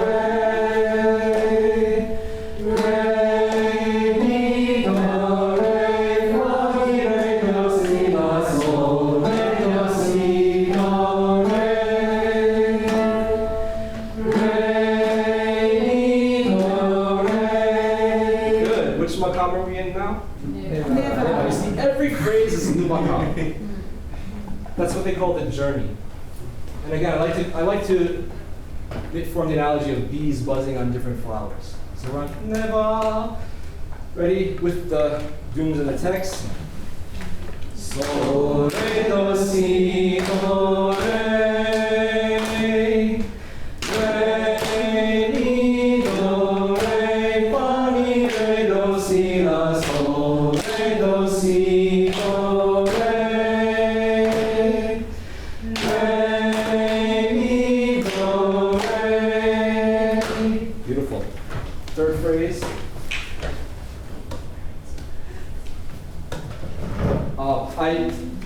I messed up the beaming here. These two should be beamed. I don't know why this exists. And the same mistake happened here. So the beams should be there. That was an error on my part. Okay. Sol, sol, mi, re, do, si, la, si, do, re, do, si, sol, la, si, sol, mi, re, do, si, la, sol, fa, mi, fa, sol, la, si, do, re, do, si, sol, la, si, sol. Beautiful. Okay, let's do it with the rhythms. Ready? Sol, sol, mi, re, do, si, la, si, do, re, do, si, sol, la, si, sol, mi, re, do, si, la, sol, fa, mi, fa, sol, la, si, do, re, do, si, sol, la, si, sol. Good. Okay, keep going. Let's stop. Tag, tag, boom, tag. Tag, tag, two, tag, and sol, la, mi, fa, sol, la, sol, la, sol, la, si, sol, la, fa, mi, fa, sol, la, si, do, re, do, si, sol, la, si, sol. Sol, re, do, si, do, re. Re, mi, do, re, fa, mi, re, do, si, la, sol, re, do, si, do, re. Re, mi, do, re. Sol, sol, mi, re, do, si, la, si, do, re, do, si, sol, la, si, sol, mi, re, do, si, la, sol, fa, mi, fa, sol, la, si, do, re, do, si, sol, la, si, sol. Nice. Okay, I guess I was going to ask you, but I think I'm running short on time, how we might relate it to what we all presumably know. Right? Maybe I should ask you this. I've walked you through the steps in longer time than I anticipated, but in very short lightning speed time, and you all did great. Might you see this fitting in somehow, in any way, to, I'm not going to do that, the curriculum that's already full? Or could you see yourself not feeling so embarrassed about knowing nothing about it? Are we still not there yet? Still not there yet, or like getting close, warming up a little? I'll just make some observations if that's okay. Yeah. I mean, I'm not sure we were entirely singing border tones. I think it kind of slid into equal tempered. Okay. I also think that would be pretty hard for a freshman group of like first semester students, at least based on my experience teaching various places. Just not only the coordination, but even just the sight singing, like in a non kind of tonal context, but also kind of not tonal context. It's modal, I guess I might call it, given the equal temperedness that hearing. It's certainly a cool exercise, right? I could totally do that. Mm-hmm. I don't know that I'd be great at getting the tuning right, or even the students getting the tuning right, but I could certainly slide over that. Mm-hmm. But then I have a bigger issue that maybe goes to the heart of the entire workshop and conference, like overall. Is like when I look at that, when we're talking about that, like why does that exist? Well, it was found, like all those books were written at Eastman and other conservatories where 50 years ago people were coming in for classical performance degrees to go play concert music, right? So it's like, here's playing the music you're going to hear. And now we're questioning that because students don't really connect with that anymore, and we have majors that aren't that anymore. So it's like, but now they're not coming in, so it's like they don't have the context for that, so let's maybe not teach that. Yeah. But they certainly don't have the context for this, Right. so just, devil's advocate, why are we teaching this, Yeah, right? it's a great question. So not that we shouldn't teach this, but like there's a fundamental issue that's causing that to explode that this doesn't necessarily answer or address, perhaps. And the other, to add to your point, most people in Turkey wouldn't know about this. They listen to pop music just like everybody else. This is like totally obscure information. This is classical Turkish music theory, which is roughly analogous to Western music theory. Like you can imagine asking somebody on the street, to analyze a Beethoven piano sonata, they'd be like, what the hell are you talking about? Same kind of thing. Yeah. Kind of to add on to that. Even for Turkish people, it's irrelevant. Yeah, and to counter in a way too, like, is the sole purpose of our music theory curriculum to prepare them to make money at a job, or to like expand our minds and learn about other things too? But yeah. Yes. Okay, I feel like I should have asked this question earlier, but it's just not coming to mind. But we're using like staff notation to notate this and talk about this. Is the staff notation an adaptation of Turkish music that is now the norm, or like, and it has been the norm for what, like since? That's a whole other story. The famous opera composer Gaetano Donizetti's brother, Giuseppe Donizetti, was called into Istanbul in 1826 to reform Ottoman music. And he brought with him staff notation. So he's the first one to write music like this. And it's since 1826 in the Ottoman Empire and now modern Turkey that staff notation is used for pieces, yeah. But before that, it was all oral tradition. 200 years is not Yeah. But everybody studies from these scores. I feel like it could be particularly useful for like a school that has a film scoring program, because composers, you know, you have to write, you know, the director gives you a temp track and you have to know how to make that into music. And so if they're filming something set in Turkey, they're something that sounds Turkish. Let me so, give you some examples to sort of add to this discussion. First of all, I'll show you my friend Ahmed, who is a practitioner of this music. Comes to my class at the end of our unit, and then he runs us through some of the stuff we just did. So Sofyan is like this.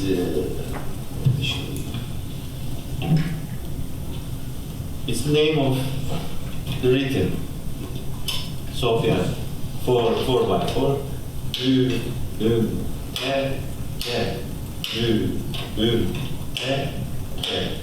So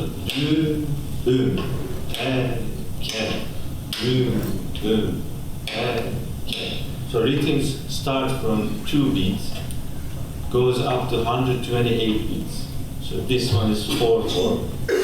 Arkadan inen şerbet iç, dik elhamdülillah,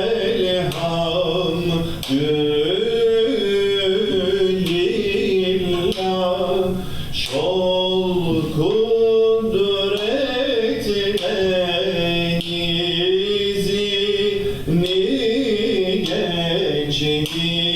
elhamdülillah,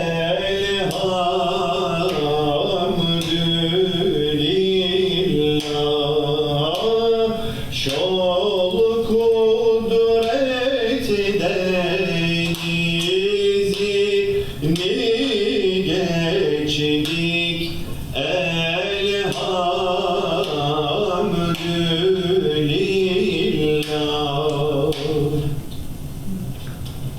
Yes. You guys gotta sing with him. This is Mesh. And do the hitting things.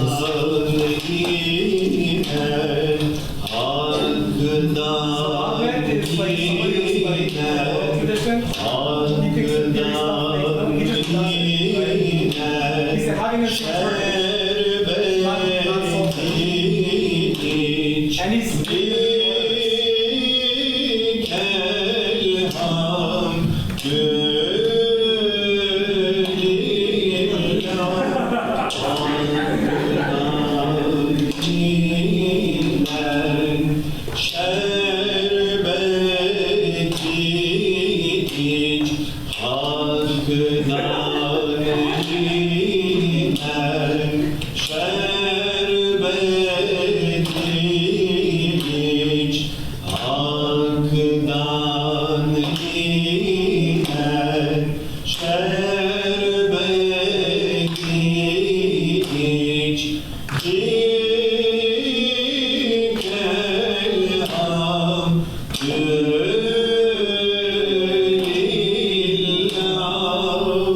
So as you see here, this is called in English hanging cadences. You call it. Ahmed Ali, wait. Where did we just stop? So the first measure of the second line. Yes. What is the makam that we stopped? So first of all, end of the first line, I stopped on. This is re. Oh, yeah, got it. What was it? I don't know how to say Siga. Siga, yes. Siga. Siga. On the first line and last measure, I stopped on re. Start on re, right? La. La. He doesn't even know the theory. Okay, la. So which makam is that? Yeah. So, yes. Bravo. Sure.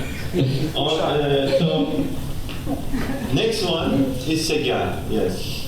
Tararara, tararara, hakdan iner şerbet iç, diker hamdüm lillah, şol kudretine gizini geç, dik el hamdülillah, Allah şol kudretine gizini geç, dik el hamdülillah.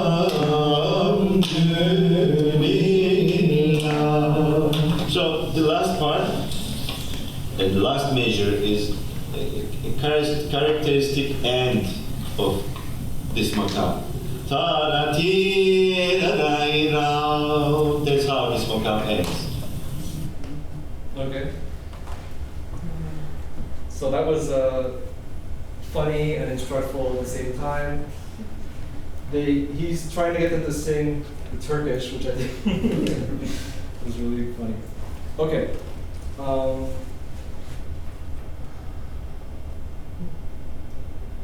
Now I wanted to show you, maybe to get a little bit at relevance.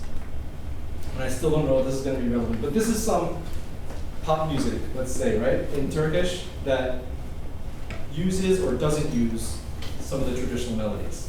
You know, I'm going to actually open up my Apple Music, because I like to use it.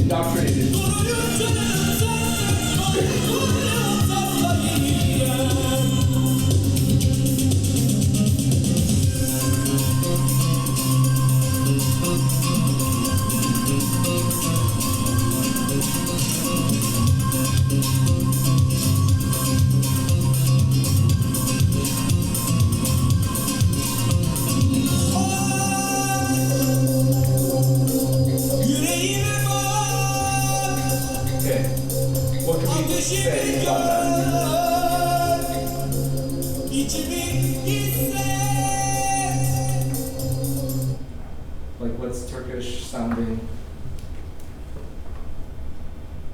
What's pop sounding? How do they work together? Yeah, well. I feel like the end of every phrase is very clear. Like you can hear where the sayer or the journey Right. is going. Like that, there's an emphasis always on where the phrase is going, Yeah. which I thought was what struck me in the other things that we were doing. Was that it was always an emphasis on the destination as opposed to maybe where you're starting or what happens in the middle, but always that end point. Yeah, awesome. And the melody is certainly like a makam melody, right? It's not a major minor scale necessarily, or maybe you could think of it that way, but the intonation certainly and the style of the vocal delivery was Turkish. Yeah. So I have a question. So like the underlying rhythmic hook, we have this sort of kind of displaced double tresillo kind of thing. Yeah. So is that a rhythmic pattern that does happen in other Turkish music? Absolutely, yeah. Okay. No, not Turkish music.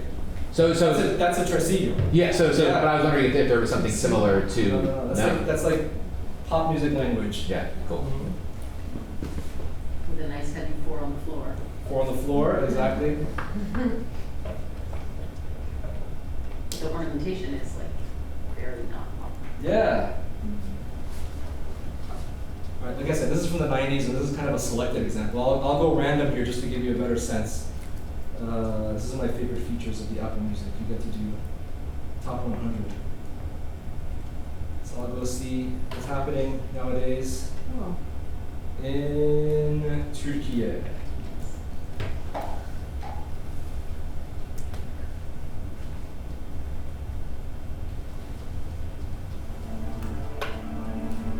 I find this to be generally representative, unless it's Chinese music. Because Chinese has their own platforms, like Tencent, right?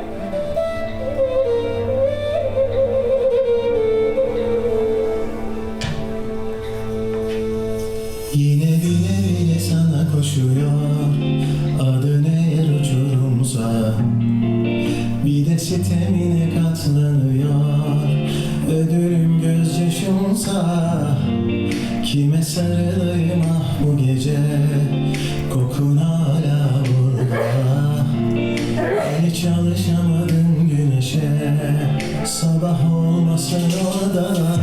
Yandım sen de yandın sandım, kurudum yanımda yaşmasın. Yok hiç güldüm, günüm gecem kördüm, dost musun düşman mısın? Elimde geçsin yıllar, saçımızda çoğalsın kırlar, o zaman belki sızlara yüreğim. Elimde geçsin yıllar, saçımızda çoğalsın kırlar, o zaman belki ağlar gözlerim. Turkish things, pop things.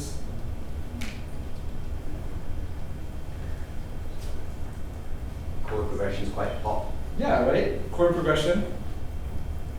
So there's a chord progression. Yeah. The guitar's playing, right? 80s drums. Yeah, exactly, yeah. Yeah. That's funny on the harmony side too. I like because of like the extended chords and it feels this kind of older R&B stuff, which also is a big part of K-pop. I'm curious if this is K-pop example is now like other places will like how that harmony's become so indicative and now it's filtering back. Yeah. Well, the crazy thing for me is like with the melodies, you have to analyze thinking like that. With the chords, the drum beats, the production is pop. Some of the instruments sometimes are not, right? Let me see if this is what I think it is. If not, we'll move on. No, it's not.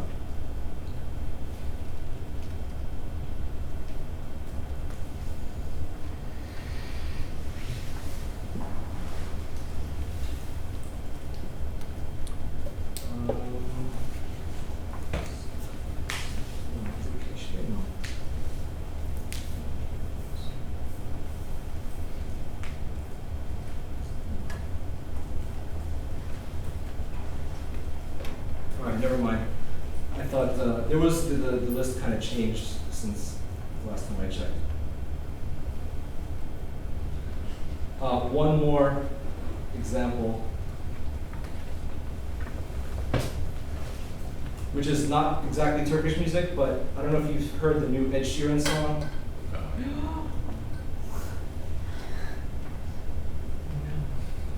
Have you heard this? Grammarly is an AI writing partner that works seamlessly with your everyday apps. Better and faster than you know. Why don't we just explore a few more cultures? Yeah, the Persian culture, the Arabic culture, and just see what we can do. Just for a little context, this is Ed Sheeran's new song, Aziza, but his new album I think is coming out, or has come out this weekend. It's called Play. This came out like as a teaser around March, April. And his producer is İlyas Salmanzadeh, who's of the famed Max Martin Swedish producer camp. And Ilya is Swedish, but Iranian, right? So he's got both of those things going. He's just suggested to Ed to do a Persian song. That for me would be something that I would never ever do or try. Right. I feel like that would be really interesting. Yeah. I mean, that is the Persian.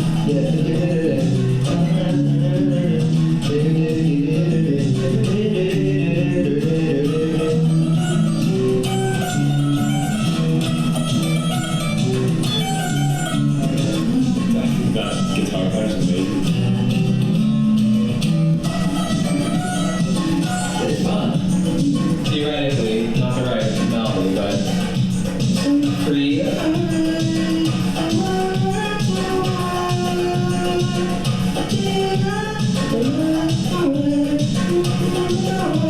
And that, like, yeah, that's so, yeah, there's something to that.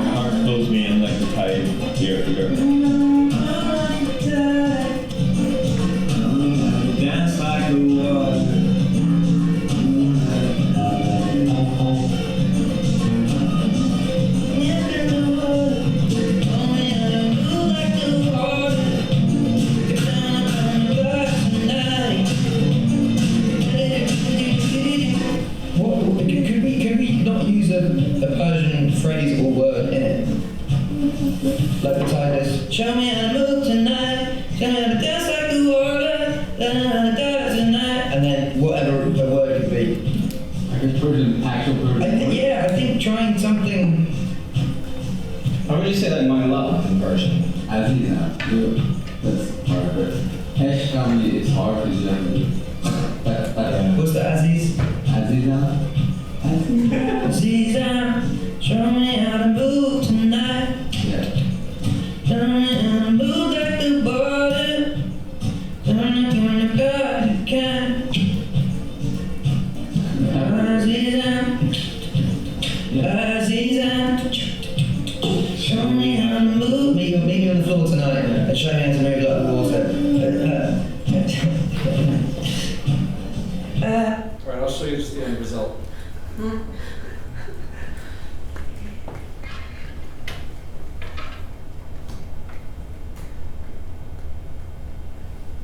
Again, no students doing pop, like Ed Sheeran would need to know all that information to be able to make this song. But I just think it's cool that these two worlds are colliding in interesting ways.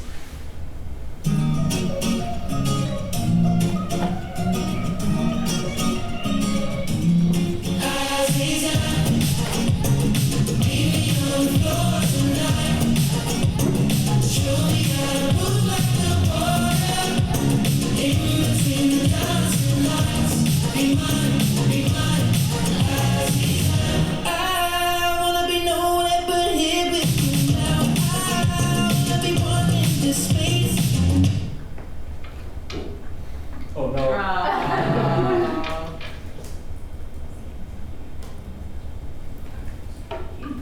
my son. You might have seen one of my playlists is Karen Boba music. So Karen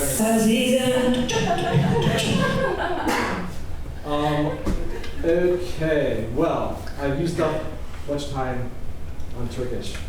Let me quickly wrap this up. Okay, I'll show you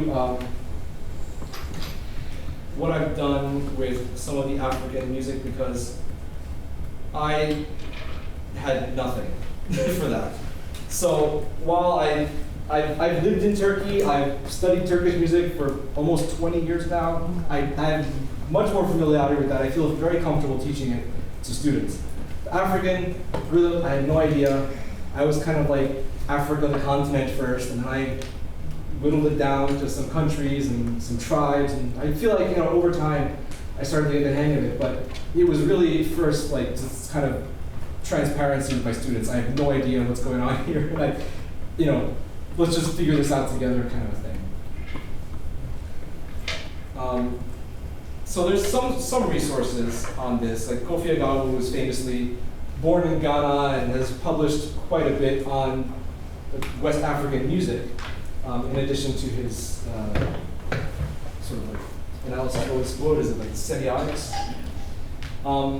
So there's that resource, which is great. And then there's a couple of other things that I found along the way through the practitioners that have come to my class. But what's really helpful is if you look at this map of Africa without the states. I don't know if you can see this, and it's not in very good quality, but this is the Ewe tribe, right? And this is the Yoruba tribe. This is the, where's the Ga? I can't really read this. This is the Ashanti. But each tribe kind of has their own approach to the drum ensemble music, right? And they'll have like particular drums that they use and particular rhythmic patterns. And one of the big ways to distinguish between, it's almost like calling them genres, are, here's Ga. Yeah, the Ga people and the Ewe people right next to each other. This is modern day Ghana and Nigeria, where a lot of music is then transferred to the Western Hemisphere. But also today, importantly, sites of the pop music scene. So, you get the sense of the tribes and the different drums that they have, which fall into some broad categories, but they all have specific names and specific rhythms. One of the rhythms that I've learned, and this kind of, again, goes back to what's available through Kofi or other sources. Did I close? I think I did. My other. It's on your second screen, I think. You need like 3 swipes, 3 fingers. There you go. Yeah. So there's this particular timeline pattern, which is like a rhythmic key in a way that organizes the pulses. And there's 12 pulses in this, and the way that I learned through Kofi, but I've seen in other sources, think about this are like the what they call inter-onset intervals, the number of pulses per hit, right? So 2-2-1, 2-2-2-1 would sound like 1-2-1-2-1-1-2-1-2-1-2-1-2-1-2-1-2. Let's try that.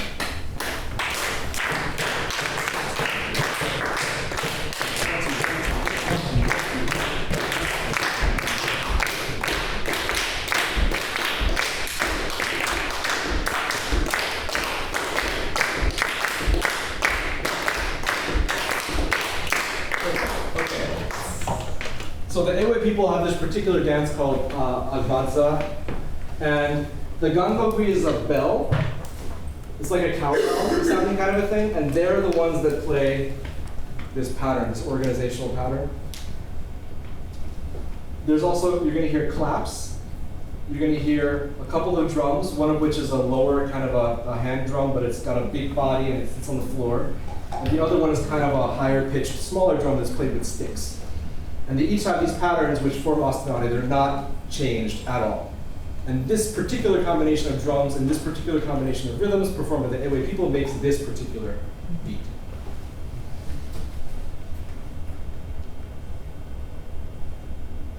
Ibo boma yeka Awe. Dawa ya video mi wo bo mai. Karawe na wo bo mai dawa.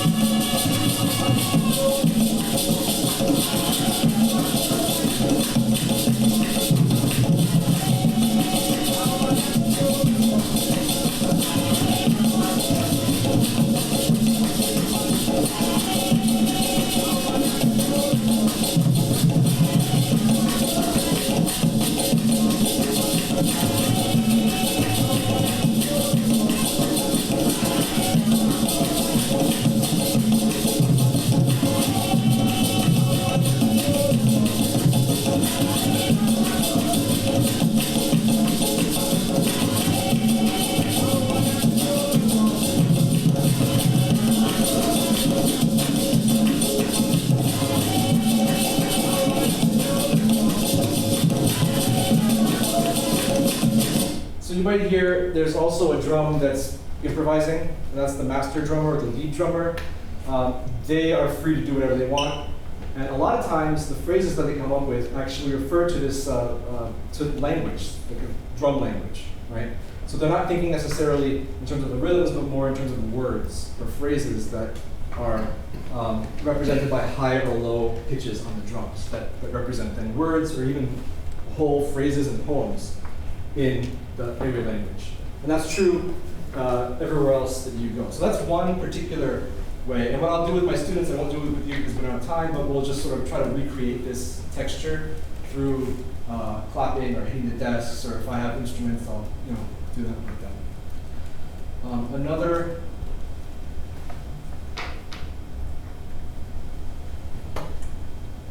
Another timeline pattern that we see quite often is the pan logo, which eventually then goes to Latin America through the slave trade and becomes known as the clave. That's this one.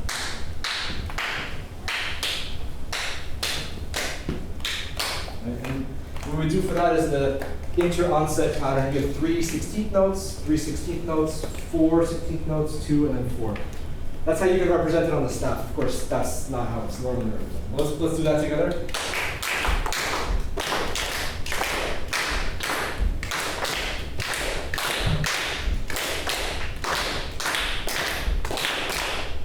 Okay.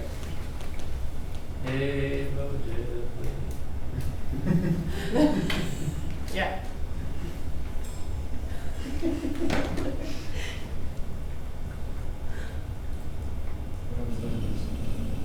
What them man a say yeah. What them man a say yeah. The other people from Ghana, the Ga people, these drums are different. They still do have the bell, the gankogui, but this would be a different kind of a drum.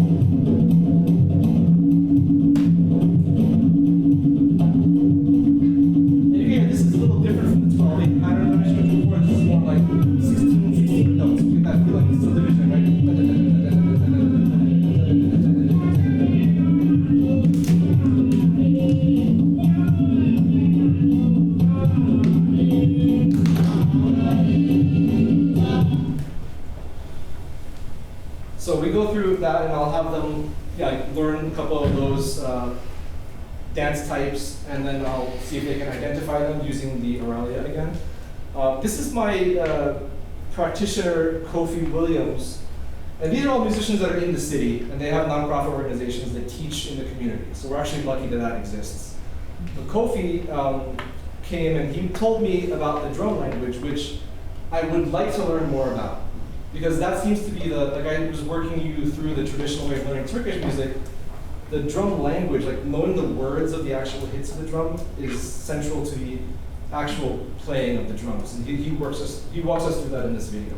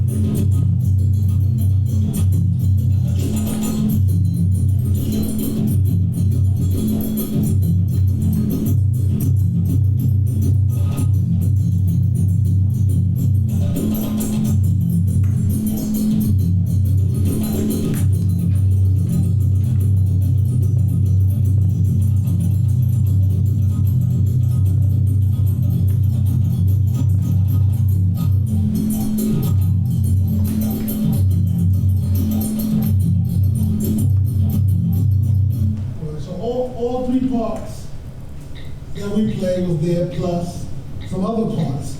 Everything in there was talking. Not one part was just improv. Right? Every single part, this is a very traditional rhythm. So every part had its part. So we had the name of the smallest drum, the very first rhythm. That's the name of the drum. But that's also the part of the rhythm. You also heard the bells in there. So on each one of those three parts that we played in here also had a bell to it. And that bell is very specific to that area where we call kurusa, right? And then you had the second part, song, ba, that's the name of the drum. Then you have the largest out of all of them, the dunumba, right? It's called dunumba. So the name of the whole rhythm is based off of this drum, which is, some people would say the lead drum, but you also heard the djembes in there, right? And so this djembe, if you hear it, I will play it just one more time so you can hear it. They have one part that you hear, it says mono kumalaka, right? And you hear them saying the name, and then he plays it again, mono kumalaka, and you hear it again. And then there's another djembe that's going, that's Molo Kumalaka is the name of the person that invented the drum pattern.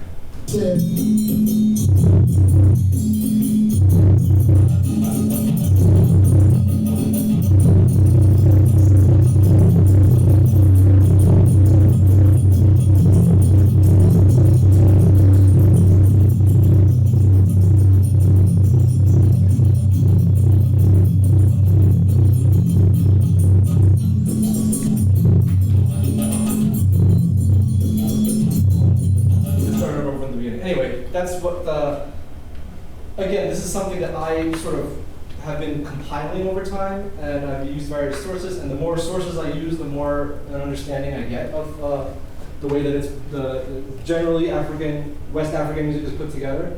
But what I really love to learn more about is the words, right? And that's still something that I need to figure out. But before we close, the last thing I'll do is I'll play, again, relating it to sort of, I always try to relate things to the pop music coming from that place, right? So here we have Tyla's Water, which was, I think, a Grammy winner of 2024. Make me sweat, make me harder, make me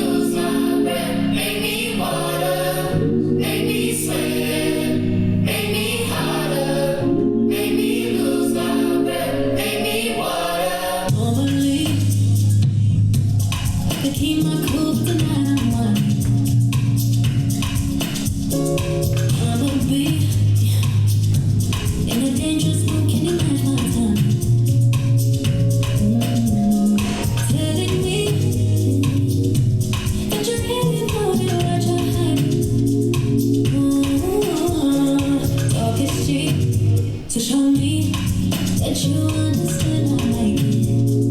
Can you blow my mind?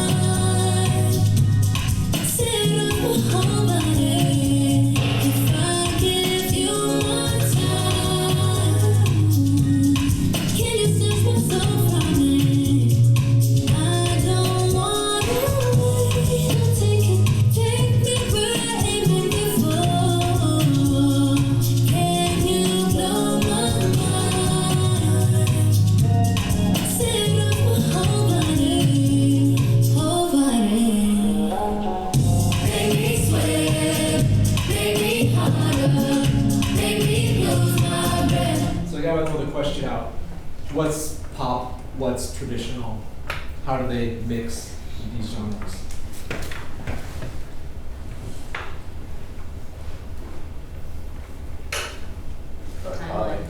You heard that, right? Dot, dot, dot, dot, dot, dot, right? That's definitely coming from the traditional timeline approach. What else? The shaker texture. Yeah, the instruments themselves, right? There's some of the actual drums that are used in traditional music. Kyla's making use of them. What else? That the chorus is all unison, gives it that call and response kind of feel. She's maintaining the call and response, but in like an R&B type of a setting, right? And then you still hear the chords. They're like jazz chords, extended chords. The song form is R&B basically, right? Her vocal delivery, all that stuff. So again, you see, I'm super interested in the question of relevancy again, bringing some of these obscure traditional theories into contemporary pop music. There's also like hybrids between the sort of more like Western art music, like with orchestra or with the string quartet. There's also Kronos quartet and Suyun's piece, the quartet. So there's lots of ways to tie it into stuff that students already do. So that's kind of been my approach to this class. I have some examples of assignments that I will share with you all in the shared folder. I'll share with you also my course text, which will have all the resources that I've discovered in the last 2 years, in case you ever wanted to use some of this stuff. And I'll close there. Thank you very much for putting up with me.